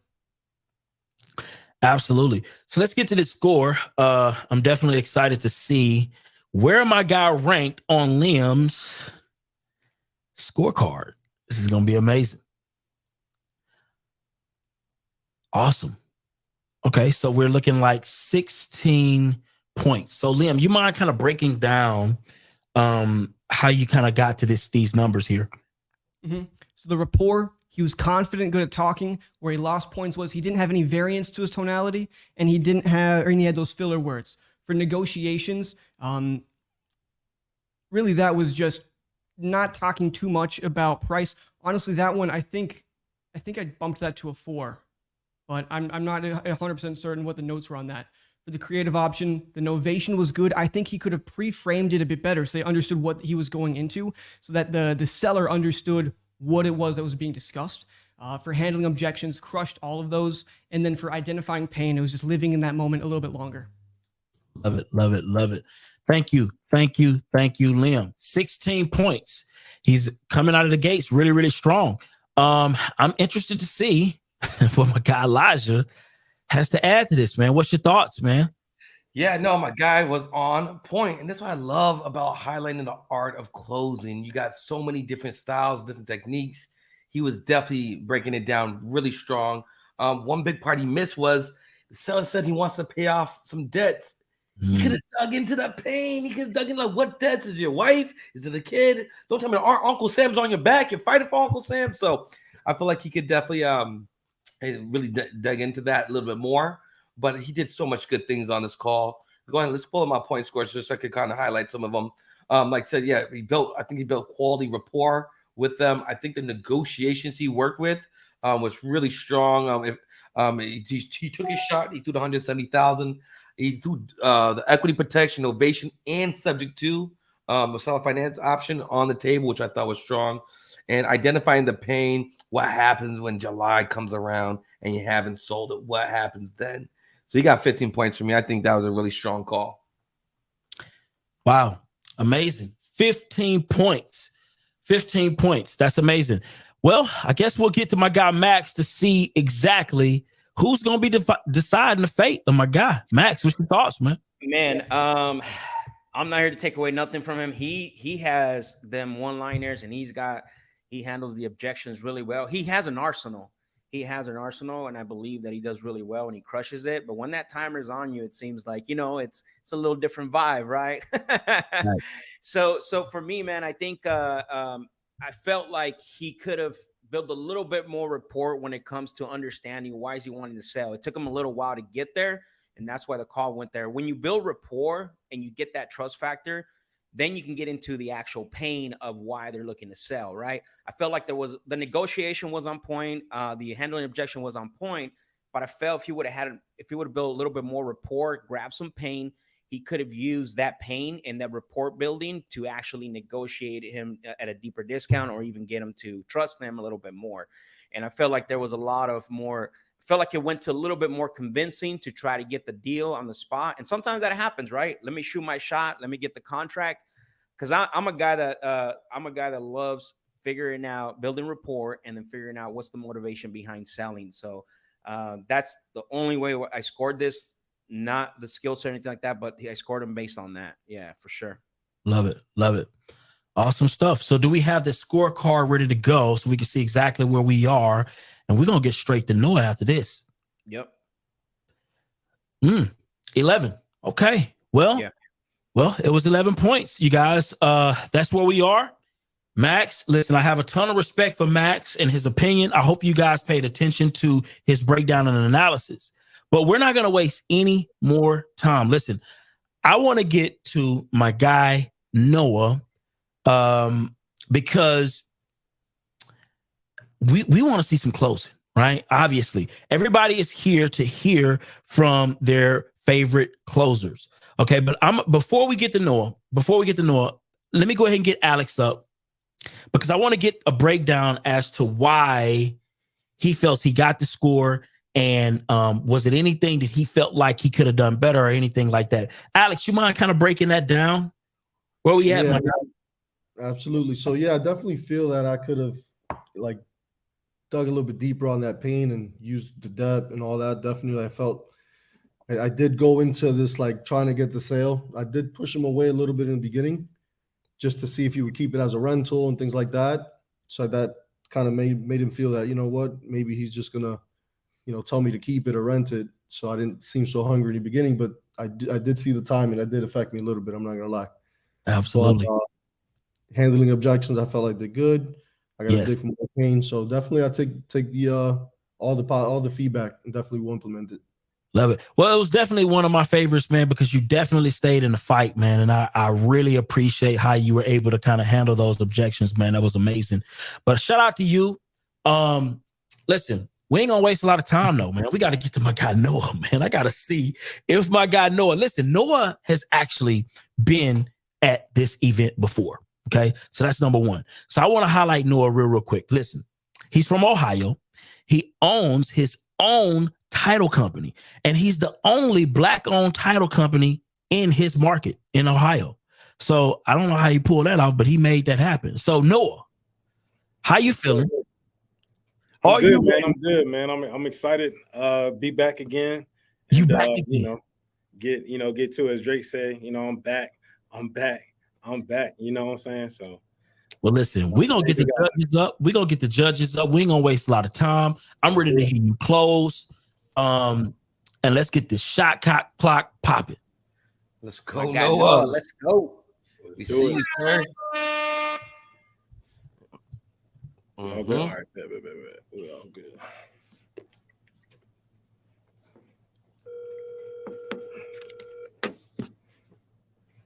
Straight to it. Let's go. See that? Please leave your message. No, shorty, you gotta answer. You cannot run away. Yo, Here we go. He's calling it out. He's calling it out. He's already. And his whole setup is different this year. My man has a baby. Professional. He's on point now. See what happens when 1 year on this closed Olympics, life starts changing, man. My man's got the official mic set up. Oh, the rip. Yeah. Man, I got to get a background set up. I'm getting envious looking at that. Yeah. Your stuff is coming. A beige wall. Abstract. Right. Please leave your message. Don't do me like that. Yeah, Noah is definitely a bona fide closer. I've heard him several different times before he got to the closed Olympics, and he scored pretty high on the closed Olympics with you guys, Mags, and all of us on last year. So he did. He's one of the favorite to win this one. So let's see what he does. Let's go. I remember watching him last year. Dude is super personable. The seller is always his best friend. Yep. Let's see. I think that's what I want to see some more for all of our contestants, is just being able to break that barrier of being on the phone with somebody to having a conversation with somebody. Yeah. Getting friendly with them. Having a conversation. Yeah, and that's what I... Please leave your... Yeah, that's what I was saying about with Alex. Right? I want to see him. He did great, man. Like that guy, he's got lines, he's got bars, overcame a lot of objections. But I like to see that rapport building just a little bit more, conversations. Get the sellers to talk a lot more. When they talk a lot more, they feel more comfortable with you. The guard starts to go down. The 80-20 rule. Yeah, exactly. Be doing 20% of the talking. Active listening, 80-20 rule. But the way that I describe what you're talking about with the tonality, who wants to listen to a one-note song? If you listen to Twinkle, Twinkle, Little Star, if it's all the way through, the kids are going to get bored. You got to add the ups and downs and the fast and the slow. Adding that to your conversation makes you super adaptable. The pitch inflection. Yep. Yeah, that pitch inflection. Yeah, I love that. If you want a masterclass on pitch inflection, just go watch some Matthew McConaughey movies. He's a or you can watch the closers, like, man, what's up? That's what I'm talking about. Max, you've been getting some comments about your haircut, man. You're looking pretty cleaned up today. What's going on? He's freshed up. Let's see. Please leave your message. Come on. Closer Olympics changed me, man. The closer Olympics changed me. Happened last time. Let's see. It's all a part of the game. Yep. Please leave your message. All a part of the game. See, he I says, love that he's doing that. You know what? Do You not know how we disturb. say we're our worst critics? He's being his best cheerleader right now. You gotta do that. You gotta do that. Nobody's coming. You heard my man hitting a scripture. No weapons formed against me. This is Brian. Hey, what's going on, Brian? Oh. I'm not about to eat dinner. What you need? Oh, no, I feel it. This is Noah. My assistant called you not too long ago about the house on Heidi Lee Lane. Uh-huh. Yeah, I was just seeing if you were still looking to sell it. That's all. Yeah. Okay, perfect. Well, yeah. Now she did write a couple notes for me here, and actually, before we even get started, I just want to make sure: are there any other decision makers? Because I just don't want to step on anybody's toes, wife, spouse, children, or anything like that. No, it's me and my brother's home. Oh, Talk about it. you and your brother's home. Yeah. Got you. Is he there now that we can talk to him? I just don't want to Yeah, disrespect I'm not him. really in a position to talk right now. Like I said, I'm getting ready to eat dinner. You're gonna have to call me back. Okay, what time is best for you? What you about to eat? I don't know what he's cooking yet, so I don't know. I can't answer that question. Later, like around 8 o'clock, I guess. Around 8 o'clock. Yeah. Okay. What time's it now? 6? Yeah. Give me a couple hours. Got about a couple hours. All right. Okay, cool. Yeah. Well, hey, no problem. I appreciate it. I'll talk to you soon, brother. See ya. Man, like I said, exactly what you just talked about, Max. Like Noah builds real quick, instant connection, instant relationship. It doesn't feel like he's just some regular salesperson talking to you. He feels like he's connecting with you. Yeah. He can bring out that hearty laugh at any point during the conversation, and it gets everybody smiling. I saw Max backstage, Elijah, myself. We're like, look at the okay. They it's genuine too. It's not gimmicky. You know what I mean? Like it's genuine. Yes. Yep. That's what I love about it. Yeah. Kendo in the comment section said, "Nah, the food cooking. You got time." Right. Oh man, that's funny. Food's cooking. Send me The a plate. food's not ready yet. You let me know when the food's ready. Let's talk. Hey, how you doing? I'm good. Yourself? Doing well. This is Noah. My assistant called you not too long ago about the house on Ethel Ave. Who was your assistant? My assistant, her name is Janice. She was just called you about the house on Ethel Ave. Just wanted to see if you were still looking to sell it. That's all. Yeah, I am. I just don't recall your assistant. That's all. No, it's okay. It's okay. I know you probably get a lot of calls, so I know I do. Yeah, man. I know I do. But yeah, if you're still looking to sell it now, I have a couple notes here. And actually, I'm sorry, before we get anything started, are there any other decision makers? Because I don't want to step on anybody's toes, spouses, or anything like that. Okay. I mean, you gotta run stuff by the wife. I was about to say, if I don't run stuff by my wife, man, I'm in the doghouse. Right. No, I got it. Is she around to talk? 'Cause I don't want to disrespect her. No, I mean, I just need to run it by her. Got you. And she gonna say yay or nay. She don't want to be a part of the conversation. She just want to make a decision. Just make a decision. Sounds like my wife. It sounds like my wife. All the houses that I've got outside of the company, she's just like, hey, I just want to make the decision, yes or no. I don't want to talk. Right. She like, if you talking to him, what you need me for? Exactly. So if we are able to come to an agreement, is it something that you might want to get the process started on today? So I wouldn't be able to. I mean, yes, the process. Yeah. I mean, if the numbers are right, yes, but there. I got my nephew living in there because I'm in between states, which is kind of why I'm moving anywhere while I'm selling the house. Got you. Were you looking to move? I have a house already in Nashville. Oh, okay. Love Nashville. Yeah, man. Is this an Ohio number? Yeah, don't beat me up now. I know you up there. No, what part of Ohio? Out in Cleveland. Okay, my girl is actually from Cleveland. That's Really? What I was looking. I actually thought, I was like, is this TJ calling me? Got you. But she's from Cleveland. Oh, okay. Got you. Yeah, I just moved up here about 5 years ago. My wife is from Cleveland though, so that's probably why my wife and your wife are the same. Don't talk to us. Just yep. That Cleveland spirit. But yeah, you said your nephew's still living in there right now. Yeah, they have a lease until the end of next month. Got you. And I told them I'm looking to sell it, so they're aware of everything. So just giving them a minute to get out. Got you. Well, let me just go over the notes that she gave me, my assistant. If it's wrong, let me know. So she said that it's a single family house. The roof needs replacement. Just needs some landscaping, paint outside. That's really about all she told me. Yeah, they are actually over at the house doing some landscaping now. Okay. Only because something had happened with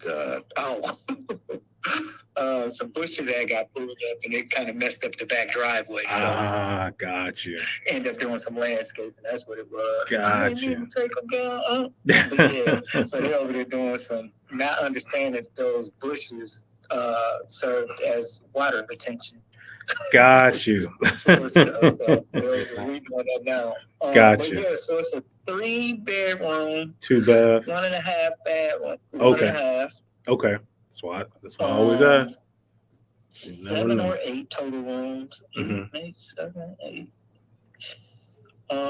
Sunroom off the living room. Sunroom off the living room. Okay. Or sunroom, den, however you want to call it. Yeah. And then there's a 3-season porch off the kitchen.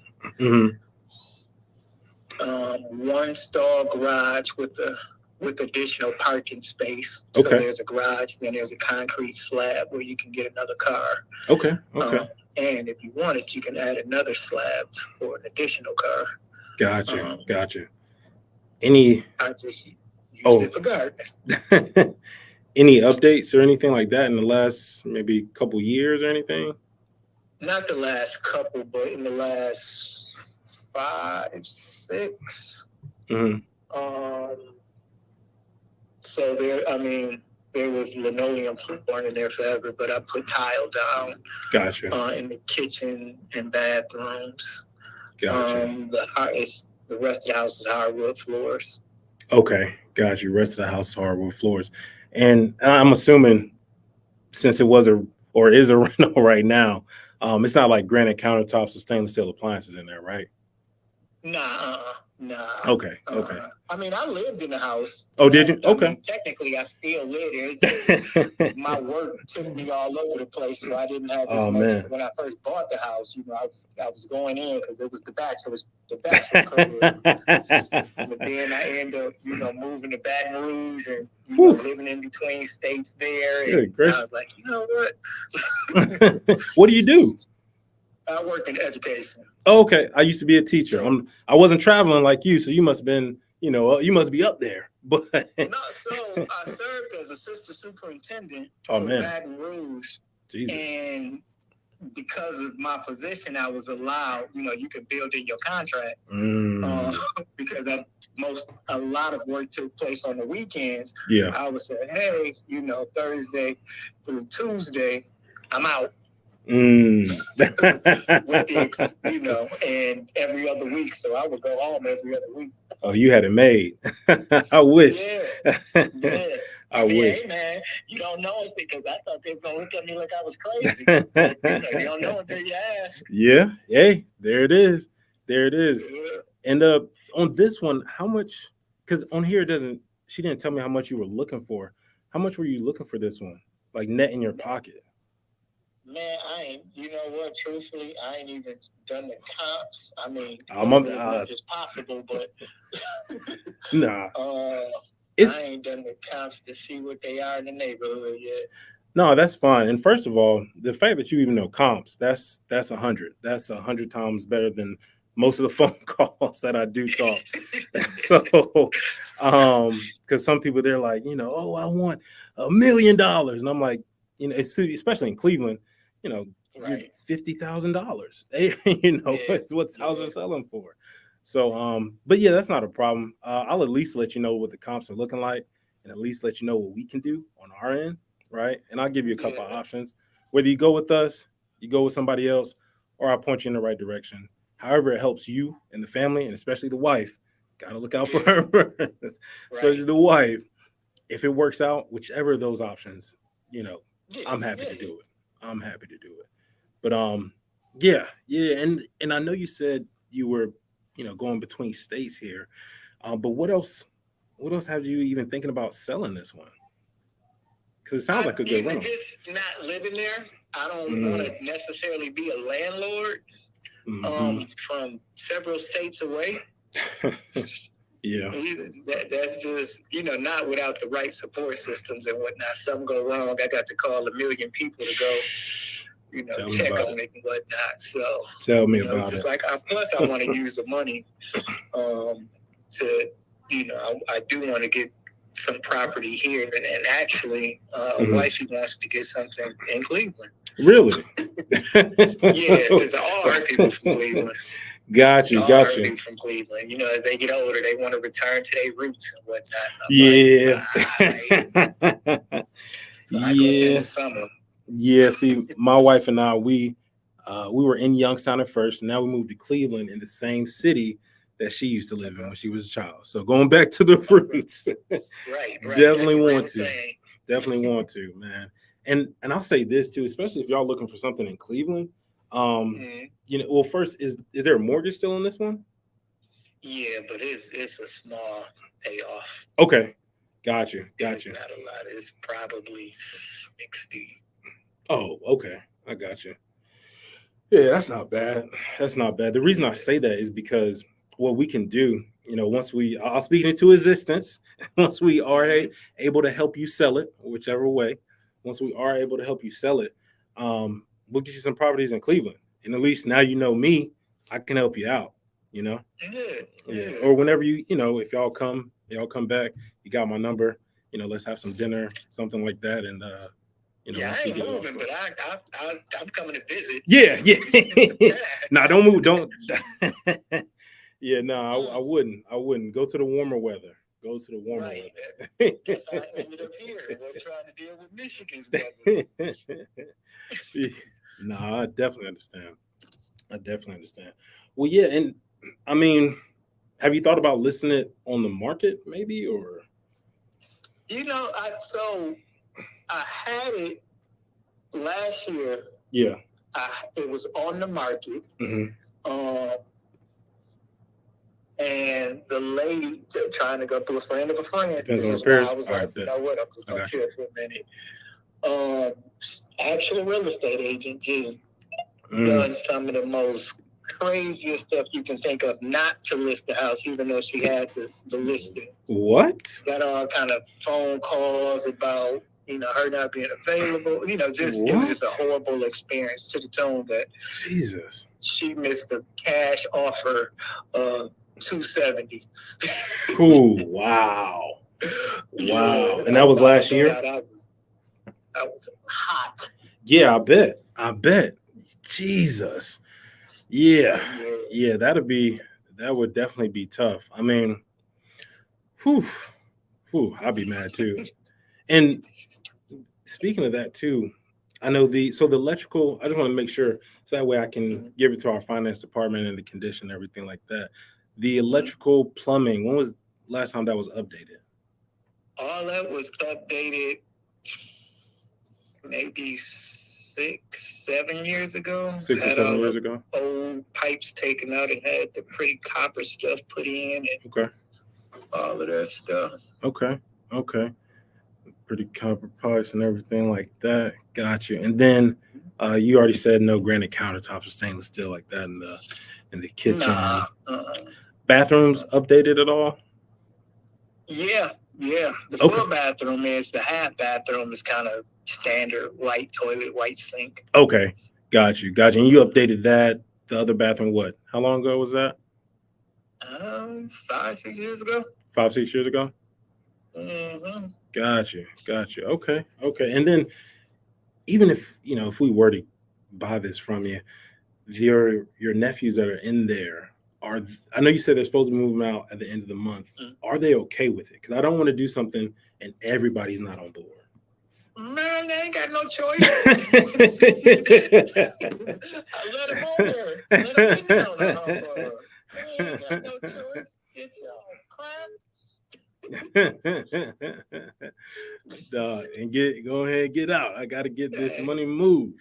And I told him at worst I help you get some, but I got to get up out of this one. Got you. Well, yeah. Well, what I'm gonna do, I'm gonna go back to the finance department. It's not gonna take long.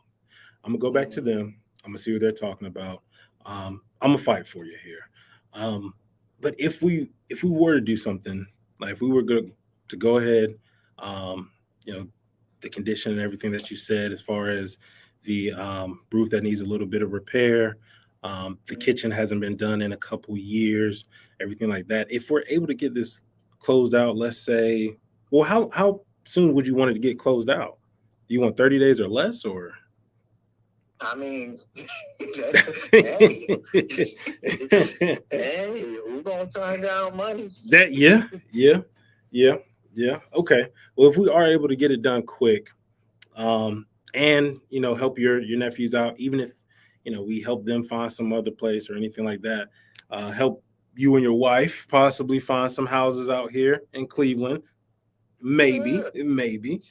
If we were, we was looking at, actually, I was reading this article, Mhm. and it's something I talked with one of the superintendents about, just to see if it was real. Yeah. How they have all these schools that are closing down, Oh yeah, and big what the time. potential is of getting one of those schools and converting them into something. That is Now, clearly, that is possible. the sale of this house will not be that expensive, But it's an idea. It's an idea. yeah, I mean, it's just you never know. You never know until you try. Yep. You got to seek out the opportunity you want. Yep. And I mean, if we were able to do something like that, just a ballpark, where would you want to be net in your pocket, so that way I can go fight for you to the finance department? Man, I have no idea. I mean, I want to base it on a comp. Okay. So that I'm being realistic. Yeah. But I'm not saying, hey, because you look at Redfin and this is 285 to 312. Yeah. Now, understanding that that's a damn algorithm. Yep. That's not real. Yep. You are predicated on something that's real, tangible. Yep. Exactly. And that's the one thing I've said. So I know with Zillow, and I've told a lot of people this, Zillow, I think Open Door, this just happened to them. They crashed too. All those iBuyers, Redfin, like you were saying, they've laid off hundreds of thousands or thousands of people because they said, oh yeah, we're going to buy it at this price. And they bought these houses and they found out quickly that their estimate or what they thought wasn't right. And that's why they had to lay off thousands of people. So I feel you on that one. And I agree on that one. Let me do this then. Let me go back to them. I'm going to see what they're saying as far as the comps. I see a couple on my end. Let me go back to them, see what they're saying. I'll come back. We'll talk about it. And then, so what? Comps, I would imagine is probably somewhere between 225 and 250, maybe 260. 225 and 260. Comparably speaking. Okay. Well, yeah. I think. But you may know something different than I know. Yeah, no, and that's the thing. That's why I'm just here to fight for you, right? They're the people that approve the number or deny the number. I'm just here to fight for you, and let you know what the numbers are, and it'll just be you and I against the finance department. They get mad at me sometimes, but it is what it is. They'll be all right. They will be all right. Okay. Well, yeah, just let me know. Okay, hold on real quick. I'm gonna just go right back to them. I'll be right back. Okay. Let me see. I see one. This all the way done up though. Like, okay, so for 342 of this month. Boom. So if it's over for 342,000 this month, it's a street above.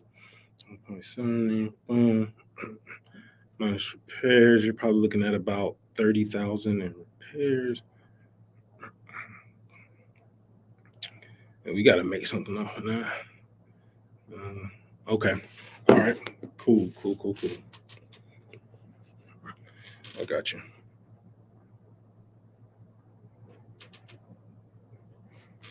How much more time we got? Okay. Hey, you still there? Yeah. Okay. Got you. So this is what they're telling me. I don't know if you saw this one. This one is on Beam Street. It's about a couple streets up. 3-bed, 2-bath, similar square footage as well. That one, it is all fixed up. It does have granite countertops, stainless steel appliances, shaker white cabinets. I'm looking at the appliances now. hot water tank and furnace, 2 years. 2 years old. And the other one is brand new.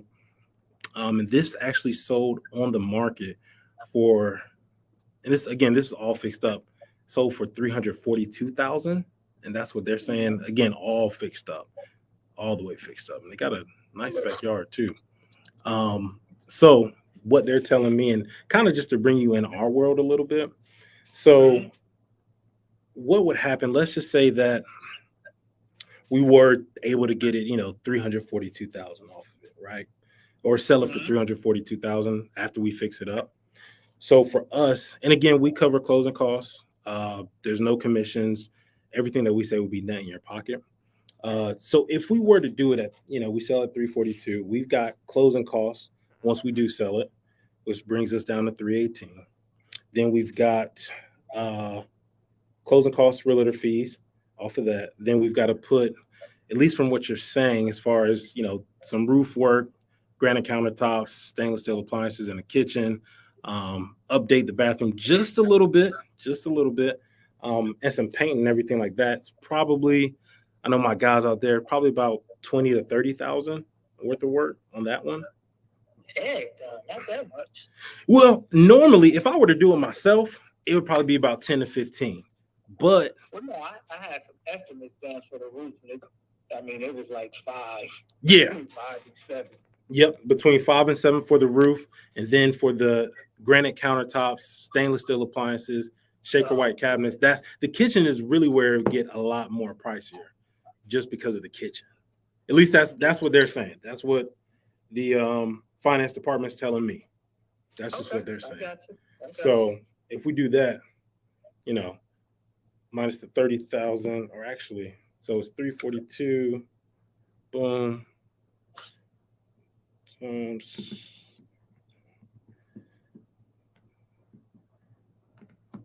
calculator's not doesn't want to work, Obi. Okay, cool. So after all realtor fees, commission, and us, let's say on the lower side, let's say 25,000 worth of work, right? 214. That's where we're at right now before we, make anything at all. So even if we were, make a couple, what they're telling me is that we would have to be at around, 160 to 170. Heck, I got you. Well, what number can I go back to them? Because I understand that 160, 170 won't work, right? What number can I go back to them that you're like, hey, my wife will probably go on this. We can get this done quick and help out. What number can I go back to them at? Let me look at something real quick. Yeah, no problem. You're gonna make me look at this stuff. Look at it, Yeah, if you got some numbers too, I can go back to them. I'll fight for you. It ain't hard to do. Yeah, it's not. It's not.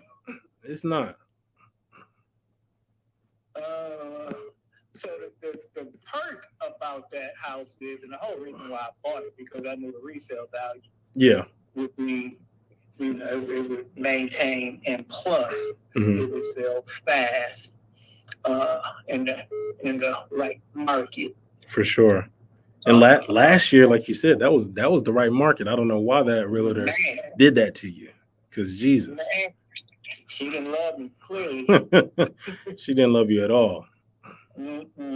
At all. So if I am looking at my computer want to act slow.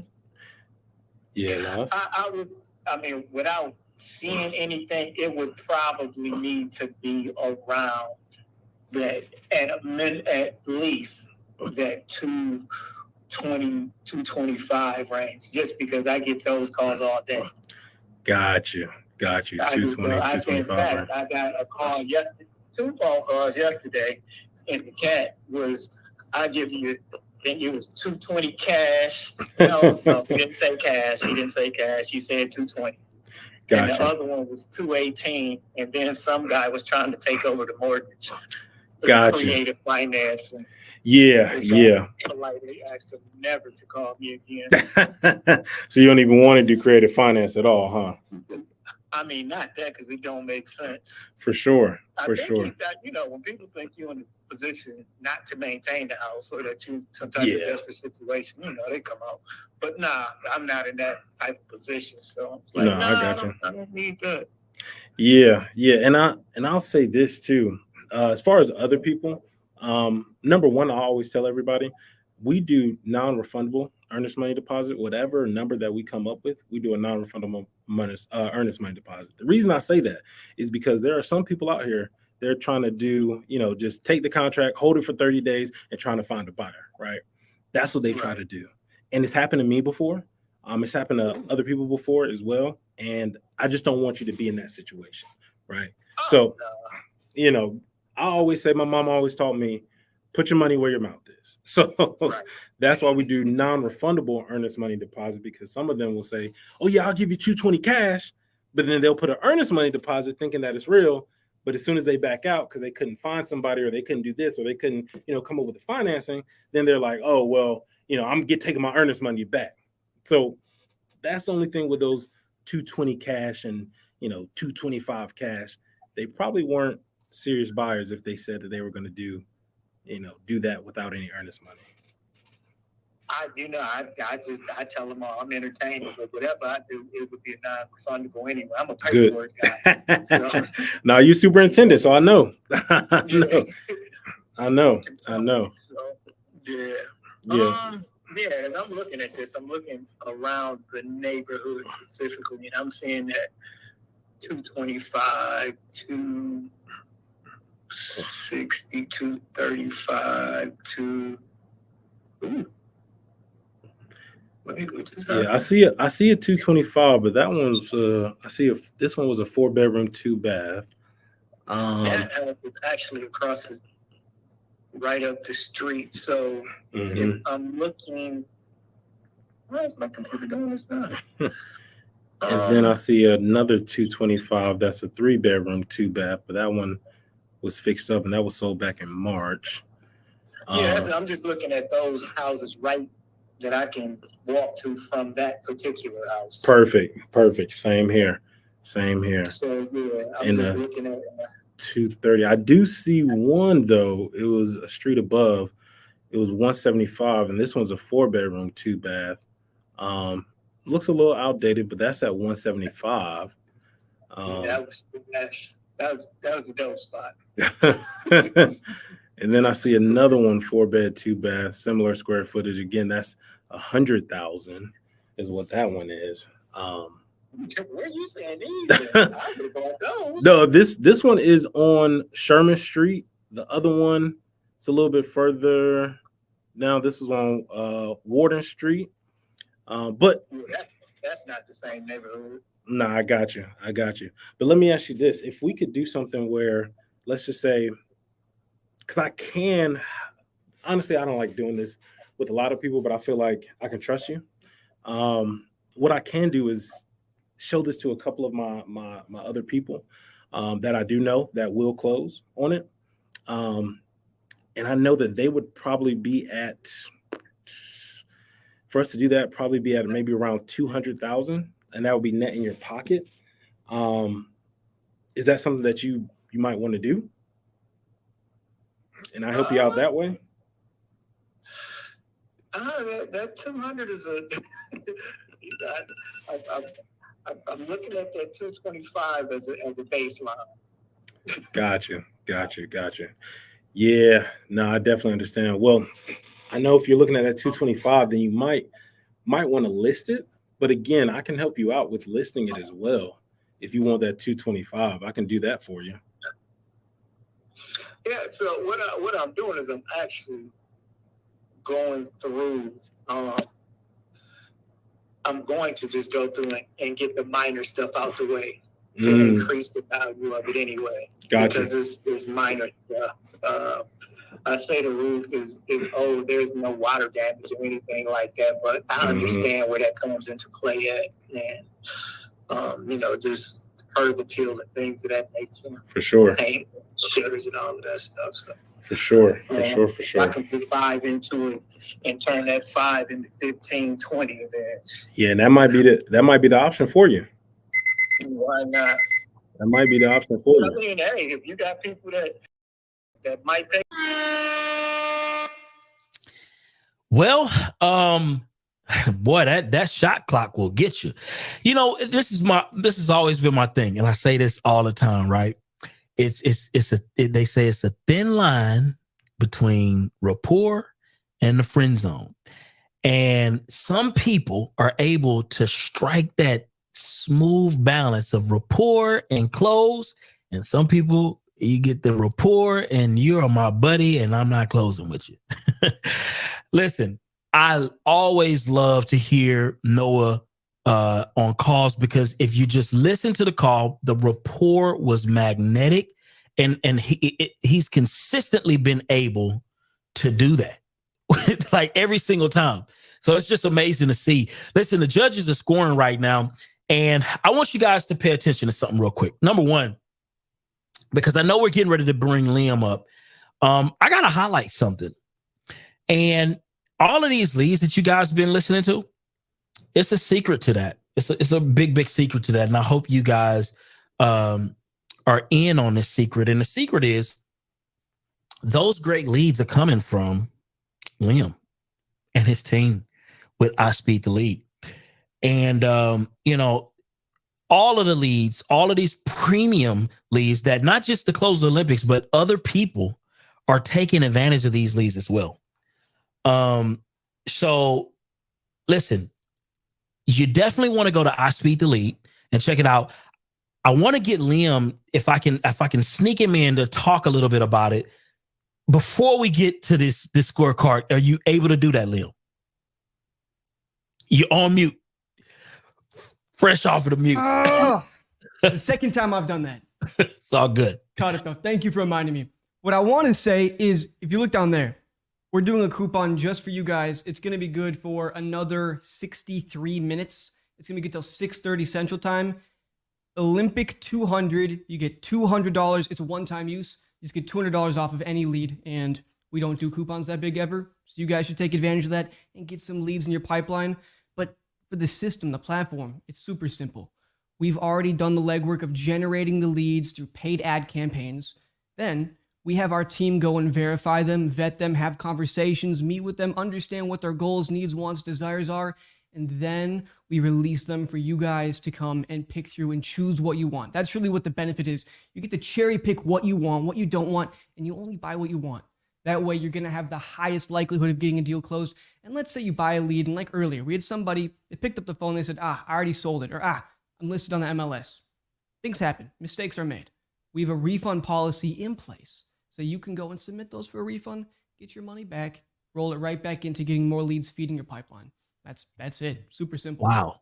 That's like a cheat code. Like does it get like, you got a refund policy? Come on, bro. It's insurance. Wow. That's amazing. I love that. I may be calling you up. So expect my call. I don't even need the discount. I like the offer. Thank you for that. Liam, what was your thoughts on this call? Oh, beautiful. Fantastic. I think what we were talking about right as the call started was having that really dynamic tonality. He had it.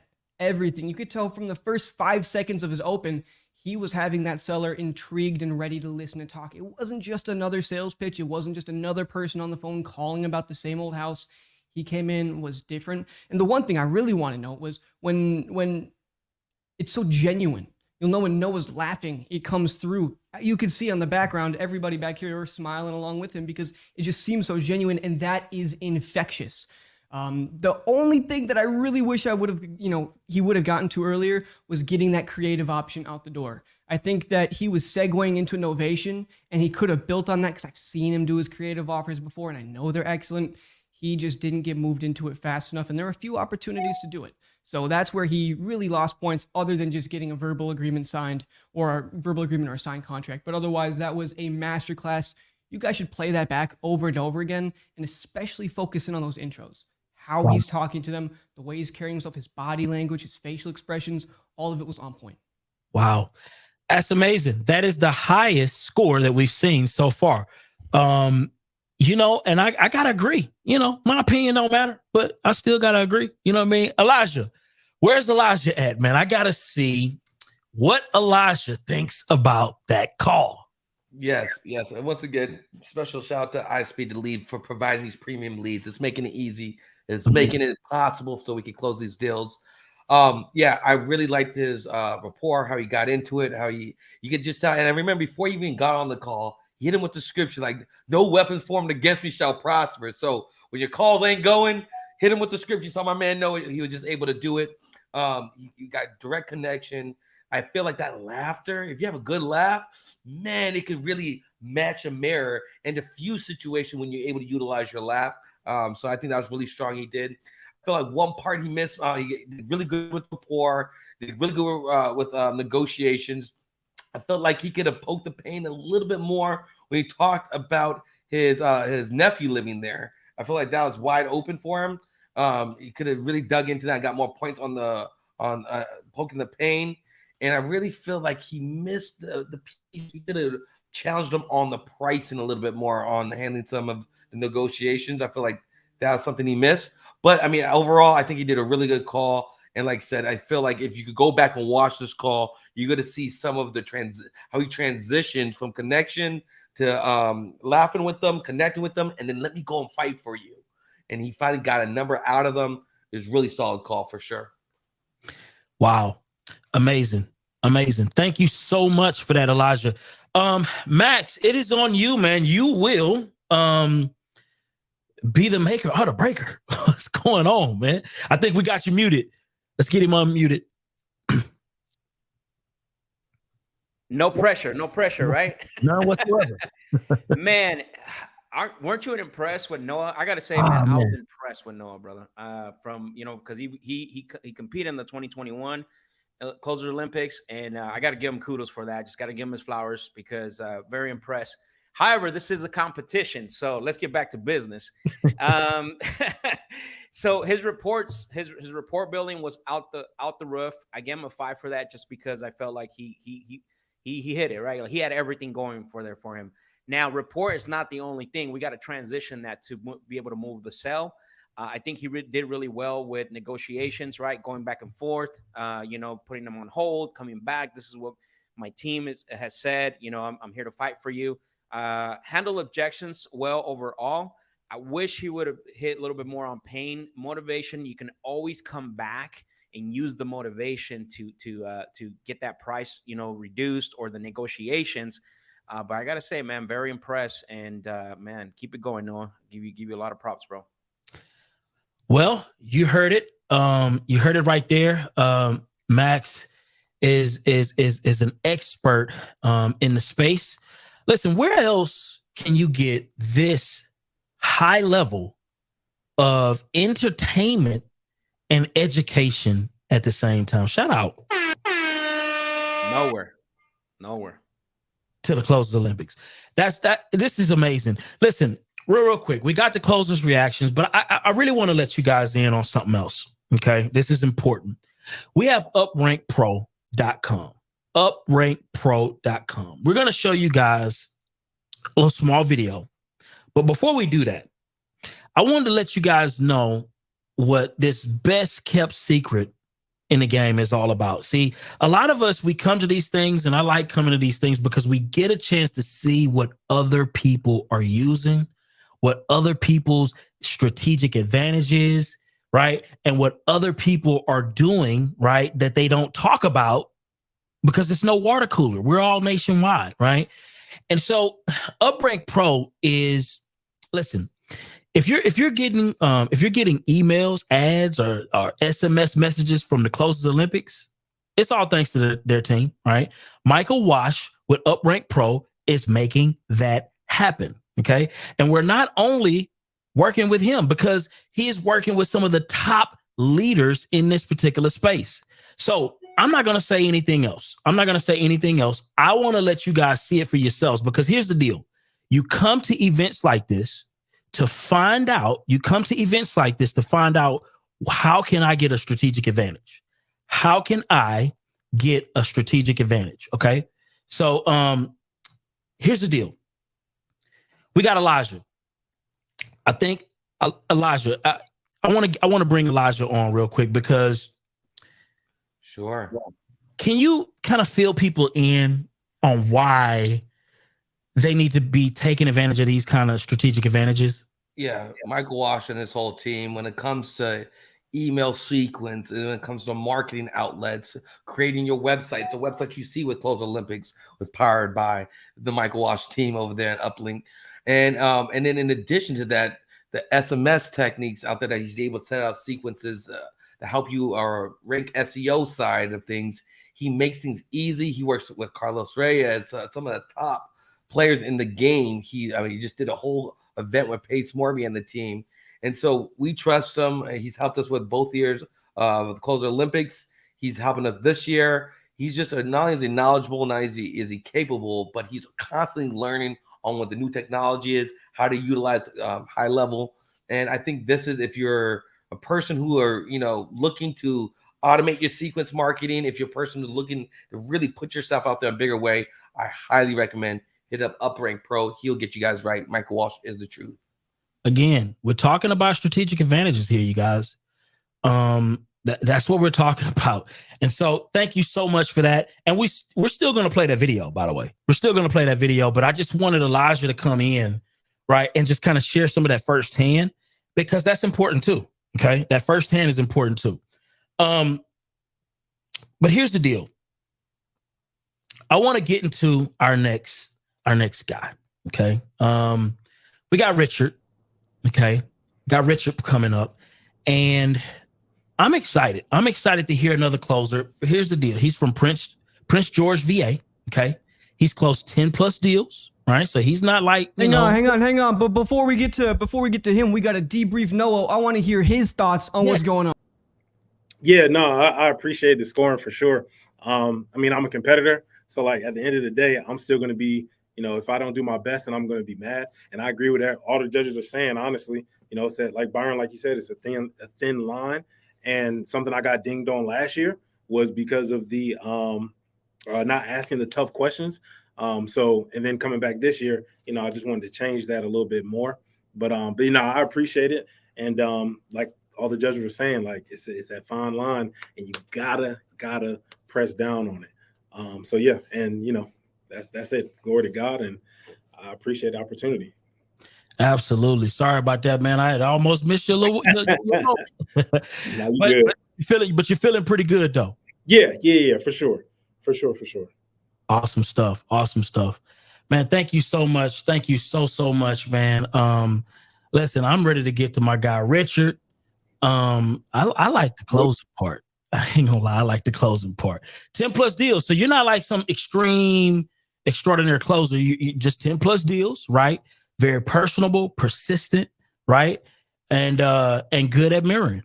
So I want to see what this looks like. So Richard, how you feeling, man? Hey man, I feel good. Grateful for the opportunity. Blessing. Well, first, shout out to everybody who went before me. Noah, that was awesome. Glad I got to see that. So, again, just happy to be here. Appreciate the opportunity, and looking to grow and make it happen. Cool deal. Well, that'll work. Well, we're gonna go ahead and bring the judges on and get this clock started. Let's go, Richard. I'm gonna go ahead. Let's go, Rich. Let's get it, baby. Mute us. I'm all right. You don't want to be here. You don't want to hear Elijah. Elijah's gonna be like, throw it at the buzzer for 3. No, this is good, man. I just really love seeing all the different styles, different techniques. I'm really glad to see a guy today, man. 10 deals he was only closed, and he's put himself out. I love it. Amazing. Mm-hmm. Elijah, I've got a question. Do you think that you would rather go first or go last? Hey, Jessica, Get back to me later. Hi, Richard. How you doing? I'm Richard with a cash offer option. I saw that you entered your house here on East Harry Ave on my website. Is that a house that you were looking to sell? Yes, eventually. Eventually? Yep. Gotcha. Okay. Well, I'm going through some of my notes here. Before I really jump into that, I mean, did you have an asking price, a price that you're hoping to get out of it? My friend is a realtor, and she said $399.9 is what we plan to start out with. $399,000. Yep. Gotcha. So, are you looking to list with a realtor? No, myself. I'm memo and put it with all the MLSs, and then she's going to do the paperwork for why I don't have to pay any realtors. I'll tell you what, I mean, that sounds like a blessing. I have a couple of friends of mine who are actually realtors, and my wife and I were actually selling a house right now with a realtor, and they cut back on their commission. So it seems like putting on the MLS and getting cut out of commission is probably going to be your best option then, huh?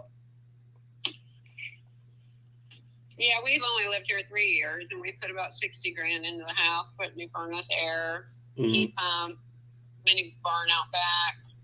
We just now put more white rock and remulching all the flower beds, touching up paint, things like that. My mother-in-law passed away, and we're taking her house. So, Man, I'm sorry to hear that. And you said you're taking your mother-in-law's house. Are you guys keeping that as well and fixing that up? Same plan with this one? no, we're just moving into it and selling this one. Gotcha.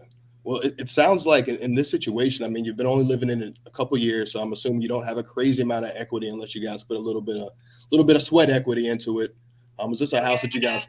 It's Pardon? the house is paid off. The house is completely paid off? Yeah. Wow. Okay. Well, I mean, have you guys ever thought about trying to get as much as possible from it? I mean, are you guys truly just looking to cash out of it right now? Because I mean, even if you do sell, I mean, you might have a friend that is a realtor, which is great, right? So you get a cut out of those commissions, but there's still going to be closing costs, probably still going to be capital gains unless you guys just roll that into something else. I mean, have you thought about, kind of just, taking some fruit off of the tree and holding it for a while? I don't know. My husband has his own business, so he probably has a way around the tax problem. So, Gotcha. we'll probably just get out from underneath that.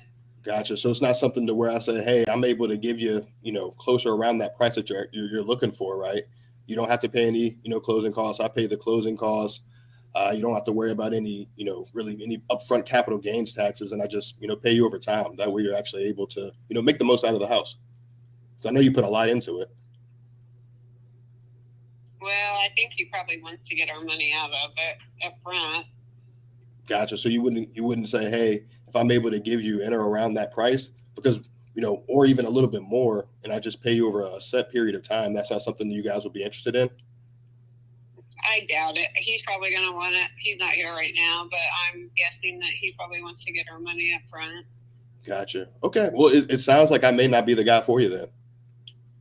I appreciate you calling, though. Yes, ma'am. I hope you have a blessed one. I love Terre Haute, Indiana. I got one of my closest friends from there. Thank you. Yep. Bye-bye. On to the next. Let's see. Keep it moving. That's good. Next That's up, good. next. He didn't get stuck. He took some shot, pop, and he was out. So I always say this is don't end the call, end the sell. So what that means is that ask just 2 or 3 more questions and then end the sell and have, hey, I guess I'm not going to be your buyer. What should we do? Well, we'll just hang up the call. And then the seller ends the call. Right. So it leaves it open for you to call back later if you ever choose to. Exactly. Yeah, exactly. You're not making offers. You're making relationships, guys. You make those relationships. You can call back. It leaves the door open for the follow-ups. That's solid, though. That's solid. The one thing I wouldn't replicate, though, is pitching creative way too early. Your pitch comes at the end once you understand the pain. Hey, Laquita, how you doing? This is Richard. Hi, how are you? I'm doing great. I saw that you entered your home here on 103 Larkspur Court on my website in Dothan. Yes. Is that a house that you were looking to sell? Yes. Well, great. I'm going through some of the notes here. I'm going through and I didn't see a couple things here. I mean, did you have a price that you were asking for that house? 170. 170? Gotcha. 170,000. Okay. Awesome. Thank you for that. And if you could you kind of catch me up to speed? Tell me a little bit about the house. We bought it in December of 2021, and we got everything that came up on the inspection report. We got repaired at the time. Nothing's updated. If you have pictures, nothing's updated except for the carpet is ripped up, and we put in vinyl wood, the fake wood stuff, vinyl, whatever it's called.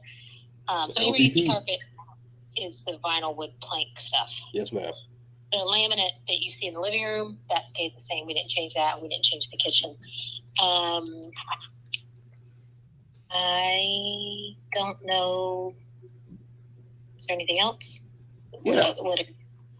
Yeah, I guess, I appreciate you sharing that with me. You said you guys have only been living there for a couple of years now? Yeah, not even a year and a half. We just went through a divorce, and so looking through to sell it without. When I talked to realtors, they said that they would list it between 186 and 189, and by the time we pay realtor fees and closing costs, we'd probably walk away with nothing. And I have 4 kids, and I homeschool 2 of them, and so trying to keep everything, and 3 pets. So trying to keep everything what it needs to be for showings, knowing I'm not going to get anything for it. I'm just trying to see if there's another route where I can walk away with probably still nothing, but at least not having to go through all the headache. Yeah, no, and before I even move forward, I'll stop right here and say, hey, my hat's off to you because, I grew up with a lot of single mothers in my area, and you're a superwoman. So I appreciate you sharing that with me, and I'm sorry that you're, having to go through that. It sucks, Yeah, thank you. Yeah, no problem. In fact, my best friend Mike, he actually, had to go through that. His mother was a teacher. She wasn't homeschooling. She was actually my high school driving instructor. So don't tell anybody I told you, but she was the key to me getting my license and passing my test. So don't tell nobody that because I might get it revoked. But she was the key, So I feel for you. Gotcha. So you bought it for 172, and do you guys currently is your husband also still on the is he still on title as well, or is it just you right now?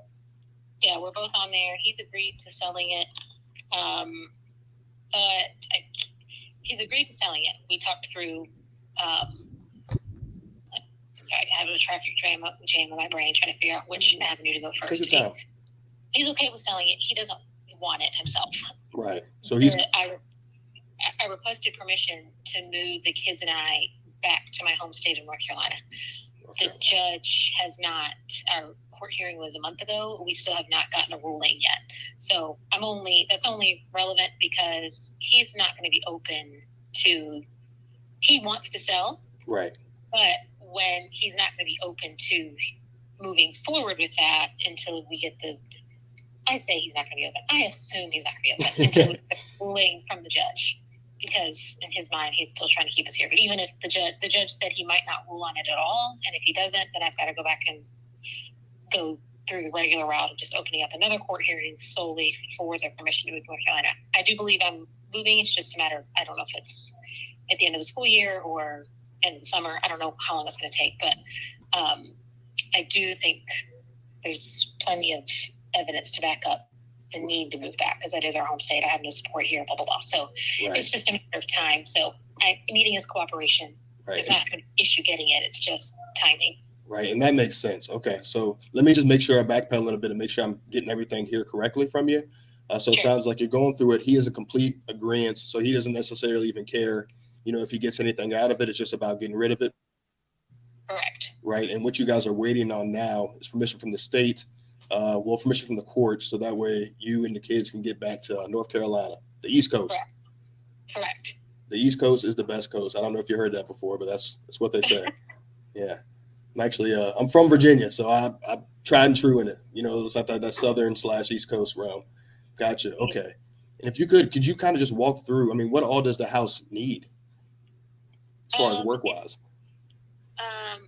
I don't know what people's interpretation of that is. We've always had a low income, so my version of need, I feel like, is very different than most people's. Mm-hmm. We live in it, and there's nothing wrong with it. There's nothing that makes it not livable. I know that when the inspection was done, I know the roof was not new. I know the HVAC was not new. It was nothing like that, but they were all in fine condition. Like they didn't, because I remember when we moved in, because we've always had a tight budget, I was like, please point out every last thing that could need repair. Right. And we were in a buyer's market at the time.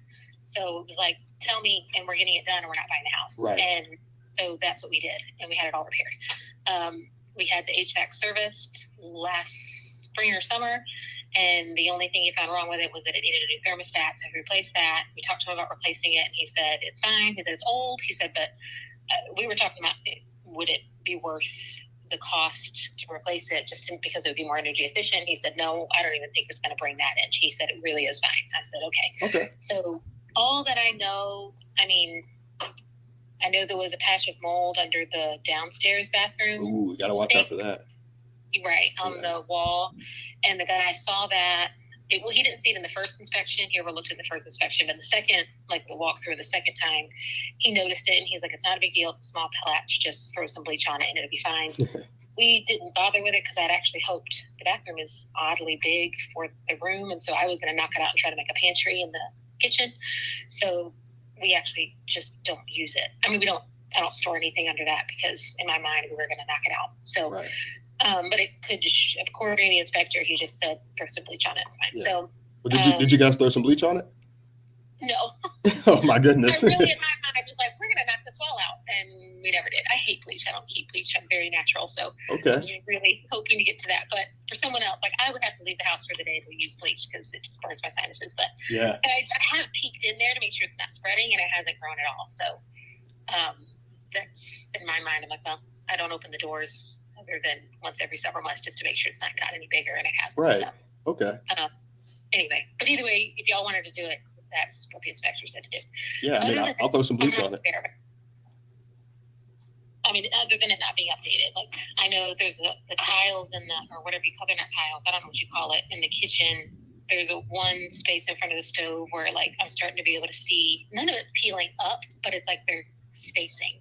Mm-hmm. So there's like a couple tiles right in front of the stove where I'm starting to see the wood underneath. Right. No, I mean, again, none of it's peeling up. It's all stuck really flat down, but I don't know how it spaces apart like that without peeling up, but somehow it's done it. Other than that, I can't think of anything. Or there's nothing that I'm aware of, I should say. Gotcha. Okay, so it needs just a little bit of updating. I'm looking at some of the pictures here on Zillow. Would you say those pictures are pretty accurate with the wood side of the wood paneling throughout?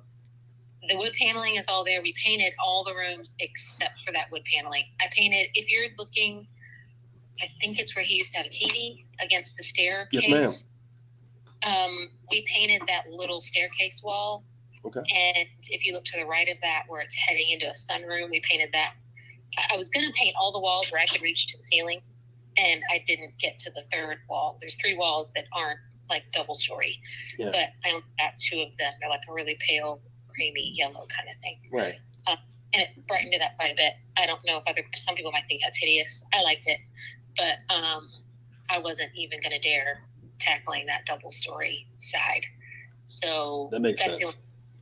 but all the other rooms are all painted. I took pictures. I took pictures in 2 bedrooms as soon as we did it.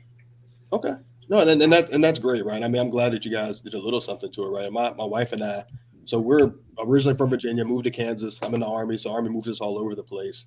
We actually just sold our house. It's currently under contract in Kansas, and we bought it. I mean, it had carpet throughout, carpet in the bathrooms. I mean, it looked like somebody from that 70s show was probably living in there, right? Yeah. Something like that. So what we ended up doing is say, hey, let's try to get this work done by somebody else. We went out to all these contractors, and these bids were like for $15K. And I was like, you know what, babe? Like, I'm gonna look at my wife. I said, let's get our hands dirty and let's knock this out ourselves. And it sounds great. I felt like a superhero, right, saying that. But with that, it was so much more work than we anticipated. You rip up the floors, and then we found like a little dry spot with dry rot, with a lot of water damage, things like that. We did the same thing. Exactly. Yeah. And we went through and we were able to fix it up. It just took us, we've been living in a year. It took us the whole year to fix up. You know what I mean? It was one of those things. So we didn't get to enjoy it. I'm glad we're able to, sell to somebody else and put a happy family in there. But it was a lot of work. So I could only imagine you trying to go through and do that yourself. So I wouldn't be able to either. Yeah, the floors, we got them to reduce the price by us ripping the carpet up, and they installed it. But we did rip all the carpet up, and the same thing, we had to saw out the section under a window that was dry rotted, and we sawed it out and replaced it and all that. But they did come and install it, which was nice. And then all the paint. So it didn't sound like nearly the job you guys took on, but it does make a big difference. Even the little bit we did made a big improvement. Gotcha. Okay, so yeah, and I'm glad you're telling me all this, right? Because this is helping me out a lot. Because I'm looking here and I'm looking in the area and I'm seeing what some of these houses are selling for. A lot of these houses that are fixed up are selling, in those 200 ranges, and I mean that's before closing costs, realtor fees, things like that. Now I don't necessarily disagree with the realtor saying that hey, I'll go ahead and list it at 190, and maybe you can get back what you owe. And forgive me, I didn't ask you, how much do you guys currently own this house? I think the last mortgage statement said 160 $169,203, I believe is what the last one said. I don't know if that would be the same as the payoff, but I think that's what the last mortgage statement said. Gotcha. Okay, 169,203. And Right. with So that, if you, that's fine. I just don't know, like when you call for the payoff, I don't know if that's the exact or not. yeah, they tack on a couple grand for fees and things like that. But I mean that's pretty standard. I mean with that, what is your current your payments, your principal, insurance, taxes, and interest? You know what we call our PITI. Yeah, principal and interest is $850. Our total right now is $1,074. It was $998, and our insurance went up a couple months ago, and now it's $1,074. I don't know if that can be knocked back down if there was shopping around for other insurance. I just wasn't in a state to deal with it because it just happened 2 or 3 months ago. But I know principal and interest is $850, and the total now is $1,074.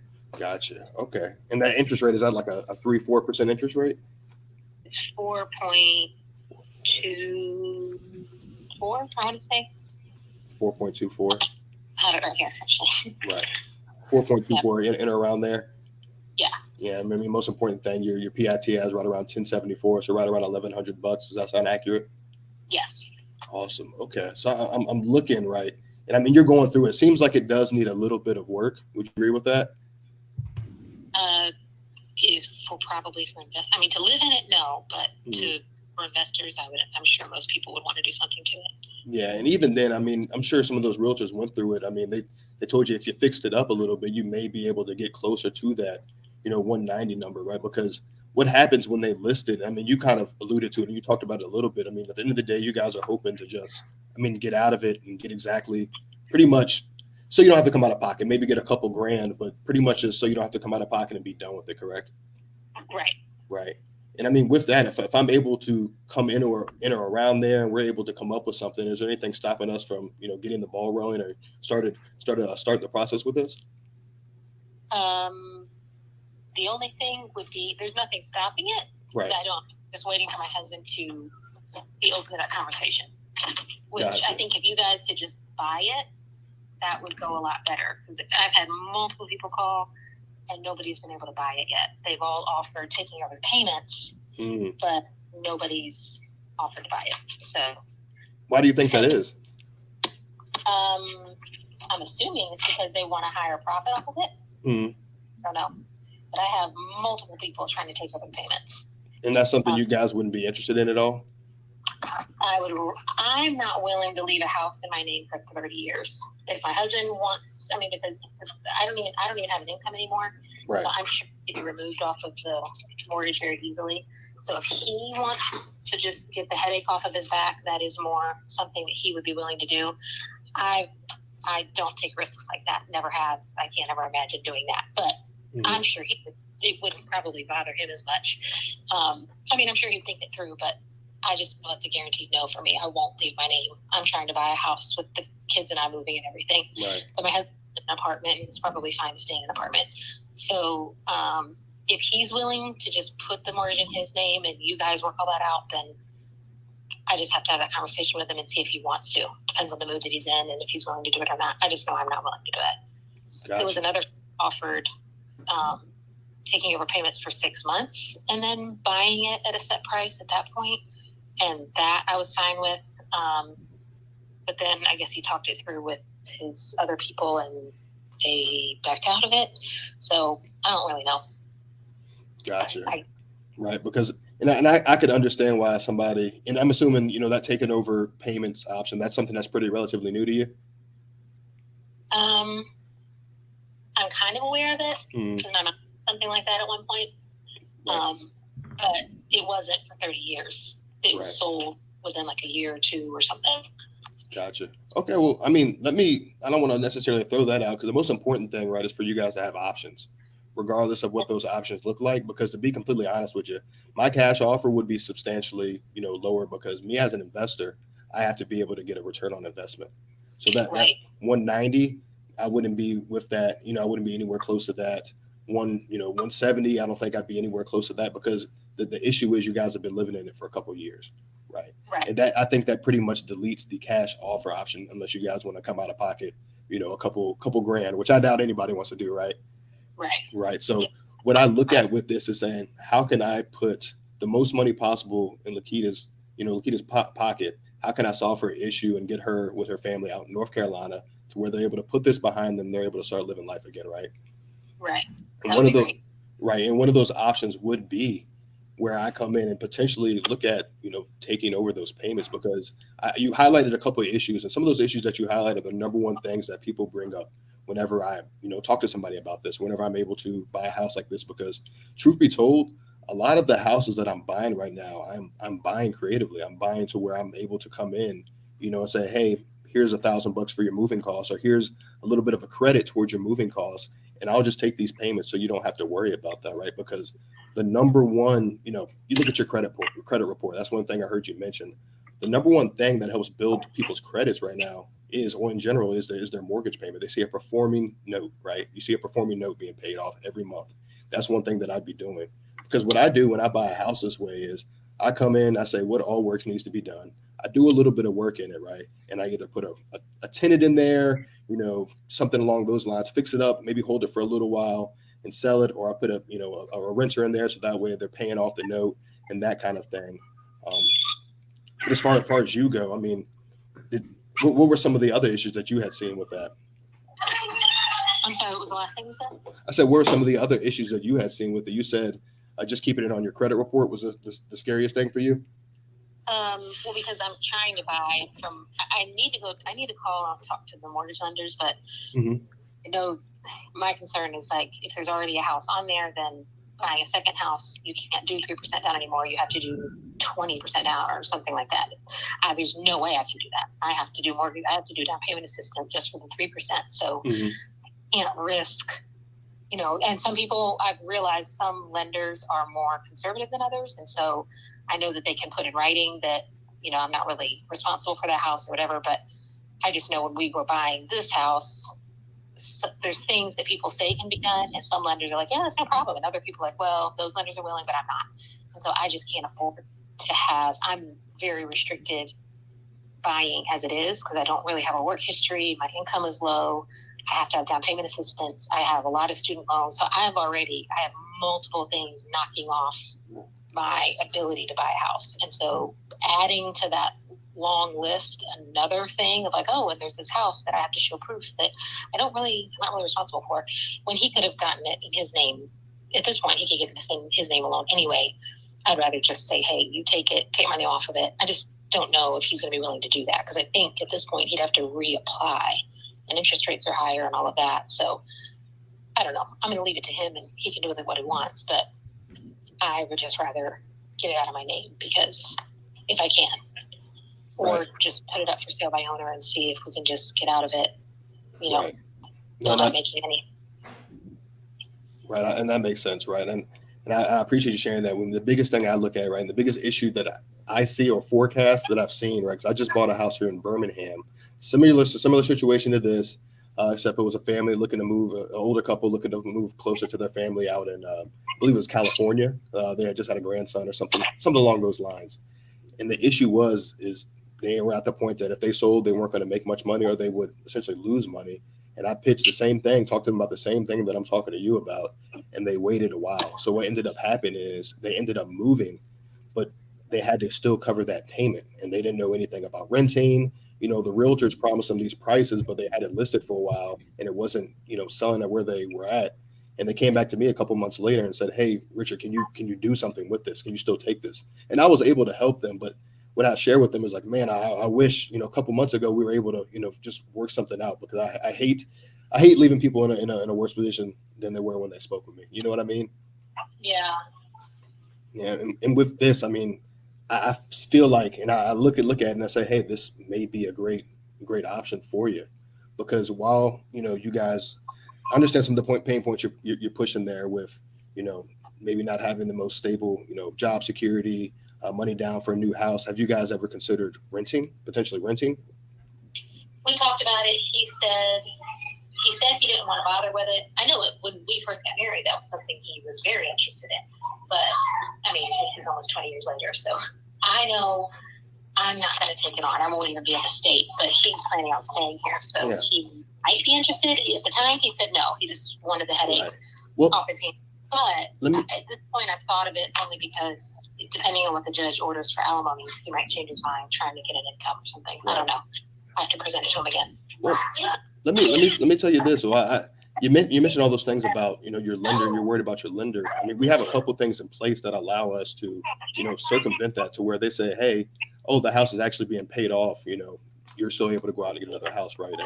And what that is, right, is you're familiar with your DTI, right? Your debt to income ratio. What we have in place is we have a document. It's held by the, you know, the title company, or the person who's in charge of, you know, we're going through the home sale process, the title company or the title attorney. They hold this document. It's called a DTI declaration, or a DTI document is what we call it. And what it does is, if we come to the closing table and we bring 2 to 3 months payment in place, it'll wipe off 75% of that off of your DTI, because it shows that while you do own that house is still in your name, that mortgage is still in your name, the debt's being paid off every month. So that's not going to be necessarily an issue. And after a year, 100% of that gets wiped away. Wait, what do you mean after a year? Yes, ma'am. Yes, ma'am. Let me slow it down. I'm speaking way too fast.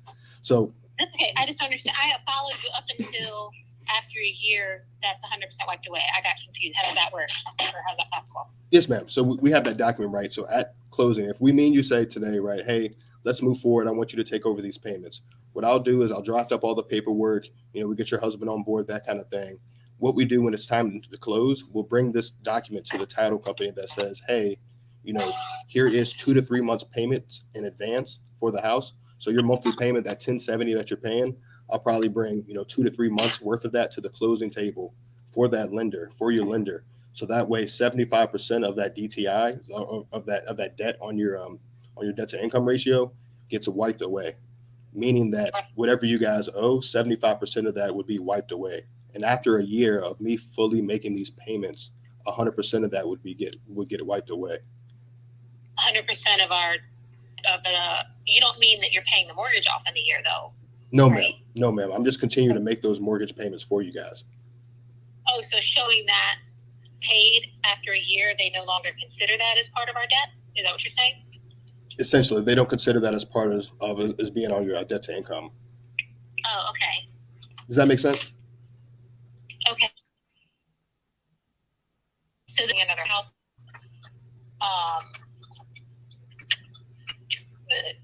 Getting a second house, that's my other concern, is from the people I've talked to, getting a second house requires a drastically larger down payment than living in a primary residence. So I'd have to, getting a first house is, I could get away with 3% down, and some programs 0% down, but none of those programs exist for a second house. Second house, you have to have I think they said 20% down to get a second house. Yeah. So that's the thing that I'm concerned about. And maybe I need to call the lenders and see if just showing that that house I'm not responsible for it anymore is enough, or if they're going to say, then that's where I was concerned with, are some lenders going to say that's okay and some not? Or will all lenders be fine with just showing proof that I'm not responsible for it? I don't know how that works. That's my concern. Right. I mean, really with that, you're familiar with the market and the way interest rates are trending right now. I mean, I think the average interest rate is hovering around 6.5%. Yeah, I've heard that. Yeah, and that's for people with outstanding credit. So, I mean, I don't know where. Pardon? I said that would not be me. Yeah. So, and that's okay, right? And what I'm getting with that is, it may be almost more advantageous to rent, so that way, you're not coming out of pocket a crazy amount of money. Whereas if you rent it for a while, have this continue to pay, add to your credit, continue to pay, off that note on a monthly basis. So that way you're actually able to, you're able to actually maybe get a house in a couple of years, as this is, building your credit. And I don't mind waiting a year, but I don't want to be stuck waiting 30 years, because if I wait a year and then I go to get the mortgage and they say, hey, we can't give you a second house.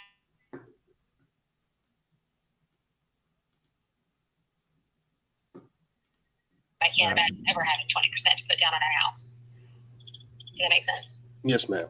Yes, ma'am. And I just have to figure that out. I haven't called the lenders and asked them if just showing documentation that I'm not responsible for the house anymore is enough or not. So I just had a experience with that. Ooh, ouch. That right there, I love the strategy, right? There was a lot going on there at the end and being able to kind of like button that thing up. We didn't quite get that thing buttoned up. I am very, very interested of hearing what the judges are going to say about this. But please, before we do that, if you can type into the chat, what were your thoughts specifically on his ability to execute? Did you see anything wrong with the way he was trying to execute that? So Richard said, I did say, ouch, man. Yeah, because it was like, we just couldn't pull it together. You know what I mean? It was a struggle towards the end. But Richard says that, I'm sorry. Andrew says that, okay, so I need to talk to the lender, okay, and disclose that information. Yeah, that's true. I want to know what you guys thought, because yeah, I just felt like, we weren't able to button that thing up how we needed to. I just can't wait to see what the judges have to say about this, because it was just a lot of missing things. I saw a lot of good shots, but just yeah. And then it seems like the seller was needing some information.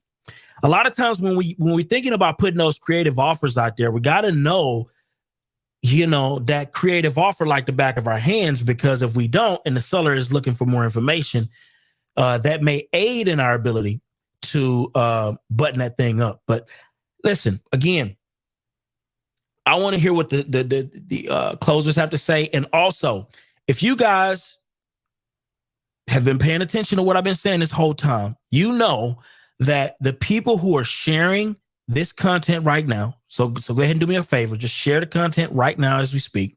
Go ahead and put the share in.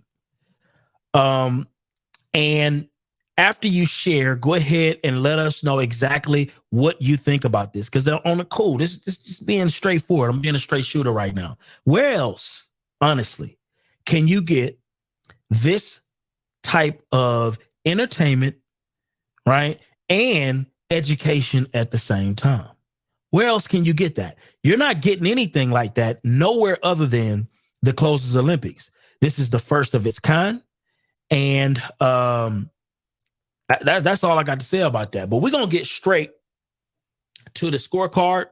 We will be announcing winners for the bundle soon. We got Liam coming up first. And I'm just ready to hear his opinion on this. I'm definitely ready to hear it. What's your thoughts? What's going on? I didn't leave myself muted this time. I made sure to double check. I can hear you clearly. Got it. There we go. My thoughts on it were, the call for me kind of went like up. It built, and it plateaued. And then towards the end of the call, it just kind of got dipped down and down. And there wasn't a whole lot that built for me at the end. Well, I would say carried the call was his really easygoing tonality. It was affirmative. It was confident. It sounded like he knew what he was doing. Where he ended up losing some points. I had him at a 4 for rapport for almost all of it until he got to the last couple of minutes of it, and he started to go on these long monologues. And these monologues, people check out, and you could see she was like, "What did you say?" at the end. And it happened a couple different times where there's these long bouts of just talking, trying to make a point happen. Say it in as few words as possible. You got to get it out there, get it into a question, push the ball back into the seller's court, let them go. And the way that I see it is, I'm never going to close somebody by talking about the numbers directly. Logic isn't going to get people to make decisions. People make decisions based on emotions, and they'll back it up afterwards with the logic. So, if there's something that doesn't make sense, they're going to feel slighted afterward. So there has to be the logic, that's the underlier, but the motivation is what gets them to make that decision. So overall, I got him a 15. He did really solid across the board. There was nothing that he did poorly. It's just that he could have increased those. And I think this is a situation of, if he had gone and chosen a different lead or hung up on this person early, you got to qualify him first. And I don't think there was any opportunity for this lady to sign a contract. That's what the competition's about. I think he should have kept selecting. Well, we got a 15. Thank you for that, Liam. And the insight on that was spectacular. The things that Liam was just talking about right there was exactly my sentiments. Elijah, what's your thoughts on this, man? Yes, sir. Like I said, very similar sentiments. Start off the call really good, especially the first one. He's hit the numbers out, and you like your first year in the playoffs. Yeah, the jumpers, the first quarter, you're killing it. Yeah, you got 20 in the first quarter, and then it started waning off. You got to that second call. I think he probably heard some of the other calls and didn't know if he was going to get another good call. I think he just doubled down, put all his eggs in the basket on that one. I think the rapport was pretty good. I felt like he could negotiate it a little more better on the first call, and he kind of let that call go prematurely throughout the novation right out the gate. I think he could have got a little stronger with that. Gave him a couple creative option points and a couple points for handling an objection. I really feel like he at the end he could have got her to verbally commit. He could educate, empower, and then edify the new option with her. And I feel like he got too lost into trying to explain it to her. I feel like he had good rapport if he kind of pushed her like, hey, if everything I'm saying is accurate and you are able to get another house, how important is it that you get away from this property, get away from your ex-husband, and start your new chapter of your life?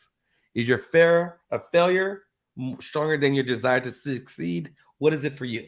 And I really feel like he could have got the verbal points and he left it on the table, but everybody did good. But I feel like that was a part is right there for it. Yeah, listen. Sometimes the ball bounces that way, but I do appreciate everything that you said, Elijah. I think you were 100% on point, and I hope you guys are taking mental note of these judges here. They're really dropping some game. Max, your thoughts? Let's go, baby. Man, Richard, congratulations. Good job for putting on the line, especially for how new you are, man. That's really great. Now, let's get back to the competition. So I gave 3 points for the rapport. I think he did really well. One thing we have to remember is we want to extract information, but we also want to use that information to move the cell forward, right? To give us an advantage for negotiations and everything else. The second thing I'm a big believer in is you got to be very strategic with your transitions. You have to unplug the seller from the cash option at some point and then transition into creative so you have their attention, right? It was a lot of information overload. She got a little confused to the end. And so, that's why I gave him the score that I did. But Richard, keep going, man. I encourage you. You're on the right path. Just there's some strategic things that you got to work. But overall, tonality was there. A lot of stuff, a lot of good stuff that you can take away from that call that you did today, brother. Wow. Amazing. Thank you so much for that, Max.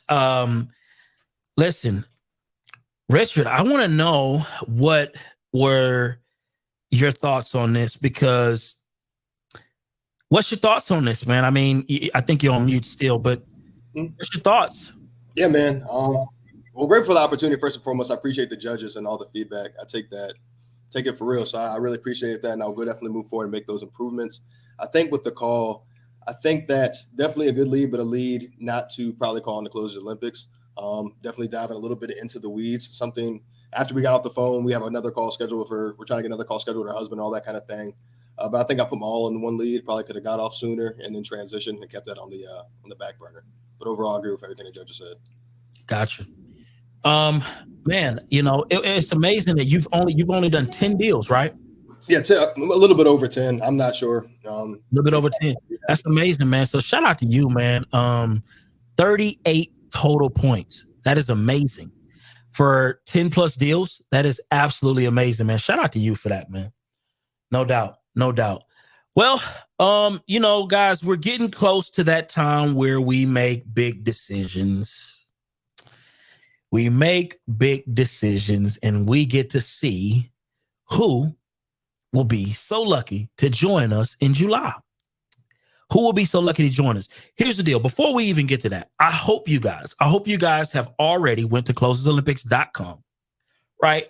And checked out the bundle that we have to offer you. What's in that bundle? Over 50 plus hours of Closers Olympics live footage, okay? From 2020 and 2021. We got a step-by-step sales course, right? Let's not forget that, right? We're talking about $695 worth of value. Right. And then we have a free general admissions, a ticket, right, to the Closers Olympics in July. Only for $297. Only for $297. Listen, action takers or money makers, we will be giving out one of these bundles for free to somebody lucky tonight. Somebody lucky tonight. So we definitely want to make sure that we're sharing it out. Make sure we're sharing it out. Make sure we're staying engaged in the conversation, right? And sharing our opinion, because guess what? Just because we have some expert judges here, we also have some experts in the audience as well who have closed millions of dollars of transactions. I've seen a couple. I ain't gonna call nobody out. I ain't gonna call no names. I'm gonna let y'all make it. But I know we have some certified closers in the audience, and your opinion is definitely welcome as well. Listen, we're getting ready to make a big announcement here. And, you know, we have some back end stuff taking place right now. Matter of fact, before we even do that, who do you guys think should walk away the winner in this competition? Based on what you saw, go ahead and put it in the chat. I just want to know what you guys think and who you guys just displayed the best overall body of work on today. Who did that? Okay, Kendall, we got Kendall in the audience. He said everybody did a great job. I ain't looking for no kumbaya right now. I need winners. Who do we feel was who should walk away with the champion, with the crown? Based on your opinion. I know the judges are working diligently in the back right now, but I want to know who you think is that one. Who do you think is that one? Oh, well, Noah, you coming through strong. Rich coming through strong. You got your people in the building. I love it. And listen, this is just your opinion. You know, the scores, you know, we just throwing the scores out to the side, right? Who do you feel was the overall best closer to you? All right. Well, here it is. Looks like we have a top score. We got a top score. And that top score belongs to my guy, Noah. Shout out to my guy, Noah. Congratulations. Appreciate it. You know what's crazy, Noah? What's up? You know, I was rooting for you on that last competition. You know that. No, it's facts. I was rooting for you. What do you think, man? What's your thoughts on this? No, I'm excited. I'm blessed, and honestly, I'm ready to come back and show everybody what I can do. Because honestly, I feel like I was supposed to be in the top 3 last year. You know what I'm saying? Steve had me. He got me. But yeah, no, I'm excited, man. I'm excited to represent for our round 3 qualifiers. So we're gonna take it all this time for sure. Real quick. Anything you felt like? I know you won. You're the winner. We're not going to diminish that at all. But this is for the audience. Anything you felt like you could have tweaked a little bit better, or anything you felt like you could have sharpened up on? Yeah, for sure. So number one, especially in this competition, get a little bit quicker to the point as far as the numbers and where we're at with numbers, right? Because I could have disqualified him and like we could have talked about numbers, and I could have been 15 minutes in and done all that, and then going to the next call and possibly got the deal on the next one, right? But that's, and then also with the rapport building, while it was great and it is good, like you said, it's a fine line between, you know, best friend zone and, you know, closer zone. It's a fine line. So just toting that line a little bit better and getting to the actual close of the deal. So that's where I say I could have done better for sure. Man, congratulations, man. Listen, you are a true scholar and a gem of an individual. That is a 100% fact. And I can tell you right now, man, in terms of building rapport, I have not seen anybody better. Listen, listen, this is natural, a rapport building. Listen, I have not seen anybody better. Listen, if you guys are not going back and re-watching this particular event, you are crazy if you are planning on closing deals. Listen, let's get my judges up. Elijah, what's your thoughts, man? Sheesh, man. Noah and I were talking before he entered into these qualifiers. We talked to a couple other guys who are in it, and they're kind of, too big for school, too cool for school. I can't just be in it like, hey, you got to go and earn it. Jordan came back and earn it every year, and Noah's like, you know what? I got a title company, I got deals closed, I got a new baby. It's like, give me 1 second, let me pray on it. 5 minutes later, he's like, let's go. I'm like, let's go. And so look what he did. He turned up and he showed out. I love it.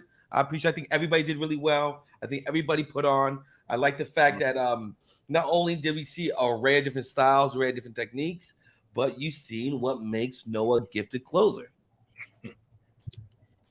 Absolutely. Max, I mean, is this well-deserved? What's your thoughts? Yeah, absolutely, man. I think Noah, I'm very impressed with you, man. And now I got someone else to worry about, right?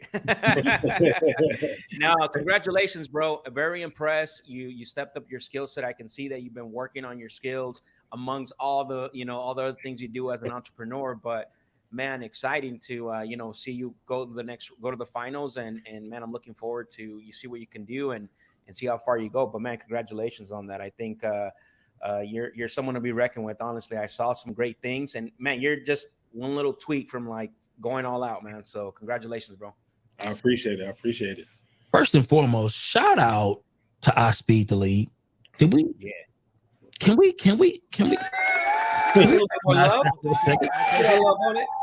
Listen, you provided us with tremendous leads, Liam, and those leads were what Noah was able to get some really good potential deals with. So what are your thoughts on this competition? What are your thoughts on some of these leads? What are your thoughts on that? I think that Noah was the winner. I think that reflected in my scoring. I think I had scored Noah higher than I scored anybody else, certainly for multiple rounds of the competition. He's just a crusher. The tonality was there, and just like Max said, little bit of tweaks, it's going to go a long way. I think that his odds just went way up if we're betting on it. Love it. And that wouldn't have happened without I Speed to Lead. Just want to put that out there, and shout out the sponsors for doing great work. I mean, listen, uprankpro.com. You definitely want to go and check them out. That is also another sponsor, and I just definitely got to shout that out. And also, listen, it's a lot of people working behind the scenes that you have not seen not one time on this camera. And let me tell you something. They make this thing possible. So shout out to all of the rock stars, Jen, Maran, my guy David for comping, just doing such an amazing job. Shout out to Noah for winning this thing. Shout out to our judges. Listen, without them, none of this would be possible. So Noah. Yeah, I just want to say real quick. So even I Speed the Lead, like we use them in my company, right? Like the first time we used them, the first lead that we got, I got a rental property subject to off of, right? The first one that we bought. So I Speed the Lead definitely works for sure. And Byron, you got to talk good about me on Clubhouse now. I gotta talk good about me on Clubhouse. You got it, because you are a winner and a scholar. And brother, let me tell you something. Listen, that rapport building that you got, I don't know what kind of special juice you got going on over there, but that was amazing. I really do believe, this is honest, I'm being real transparent here, how natural you were with being able to build that rapport is unmatched, brother. I'm telling you. And listen, I don't give out compliments for free. I know. It was unmatched. So shout out to you, man. Congratulations again. And shout out to I Speed the Lead, Closers Olympics. Make sure you are going and getting your bundle right now. Go get your bundle. Okay. They're literally giving away a free course, all of the Closers Olympics, previous 50 plus hours of content, right? And you're getting a free ticket.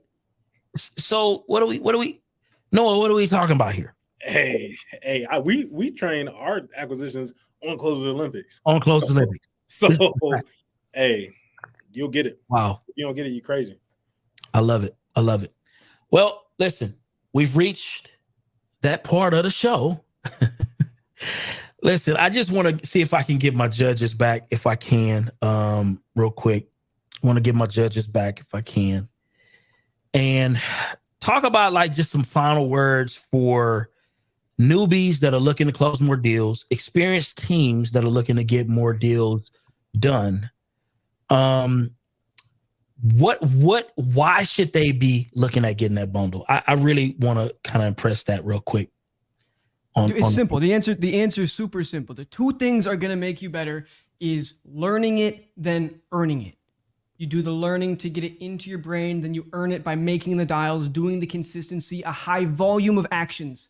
When you go and you watch somebody who knows how to close outright, and you can just take all the little pieces and inject them right into your skill set. Then you go into play and you actually make the dials to lock them in. It is the fastest way for you to grow exponentially, because the difference between a team that's good and a team that's great is that the great team has the A players, and the A players are committed to constant improvement. That's it. Love it. Yeah. Well, I know.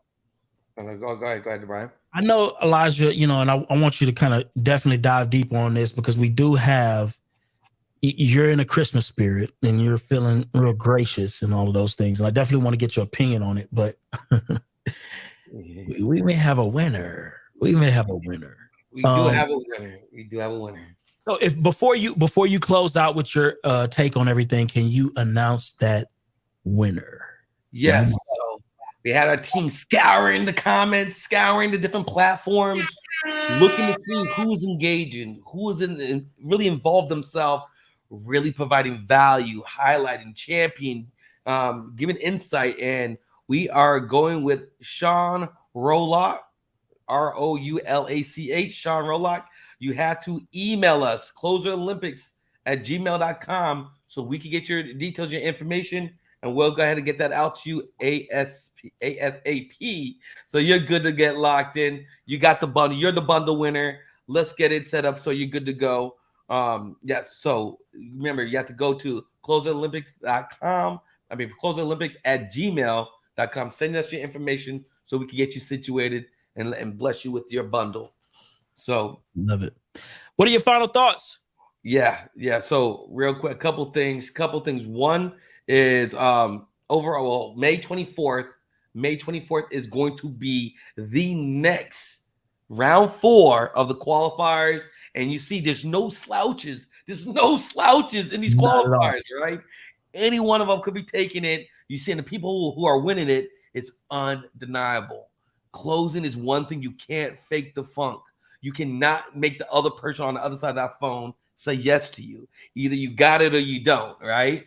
And so for those who don't, or those who are struggling with the inconsistency, which I've been there, like a lot of us is, that is why you have the bundle. Sure, you get the ticket so you can be there, you can watch it and catch this next year.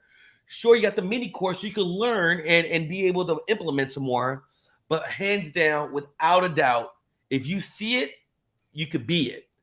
And that is what the Closing Olympics, those replays, over 50 hours of elite closers, not teaching, not preaching, but closing, showing what it looks like. I had people literally watch the Closing Olympics while they're dialing, put it on pause, try the technique, add their sauce to it, and closing deals. If they could do it, you could do it. Go and get your bundle. Close more deals today. Let's go.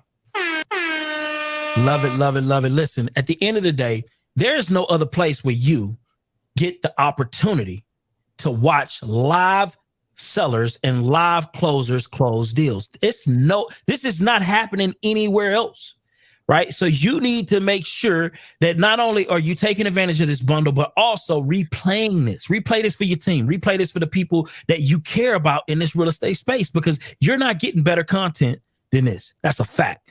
Max, any final words, brother?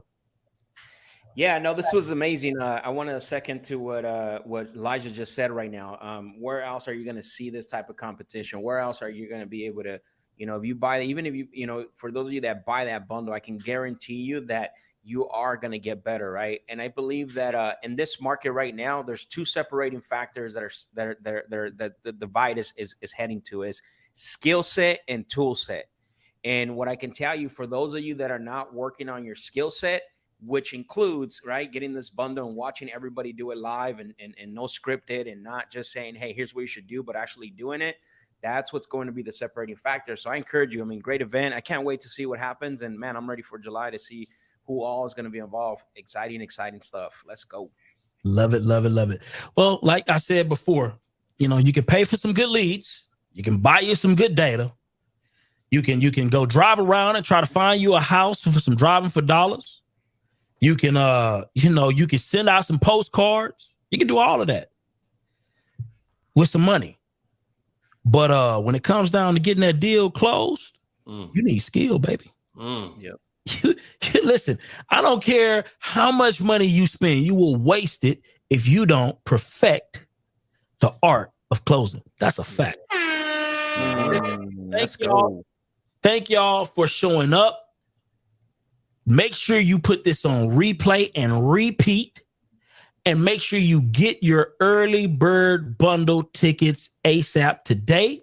Check out I Speed the Lead. Get your free coupon. Olympics 200 to get 200 off of everything. And with that being said, we're going to see y'all on the next go round in May, baby. Peace. I just want to let people know that I respect you that much that we've turned down some of the biggest requests to still showing up from Michael Walsh. Michael Walsh is the man. He built my funnel. For my good friend, Mike Walsh. Michael Walsh and the whole team absolutely crushed it for us. To Angela and Michael Welsh for helping us grow our business. With his team, has really elevated our entire organization. And he knows what he's doing. You tell him what you want, he's going to do it. He's a pro. In the event space, funneling traffic space, marketing space. Just super appreciative and grateful for the Uprank team with Michael and Angela and all that they do and they've done for us and me in the past. Bro, I admire you. I respect you. I know you care about community. You guys are building your own. It is so freaking fun to watch. And it's why we said yes to this, bro. Not only because you're freaking cool, but because of what your values are, man.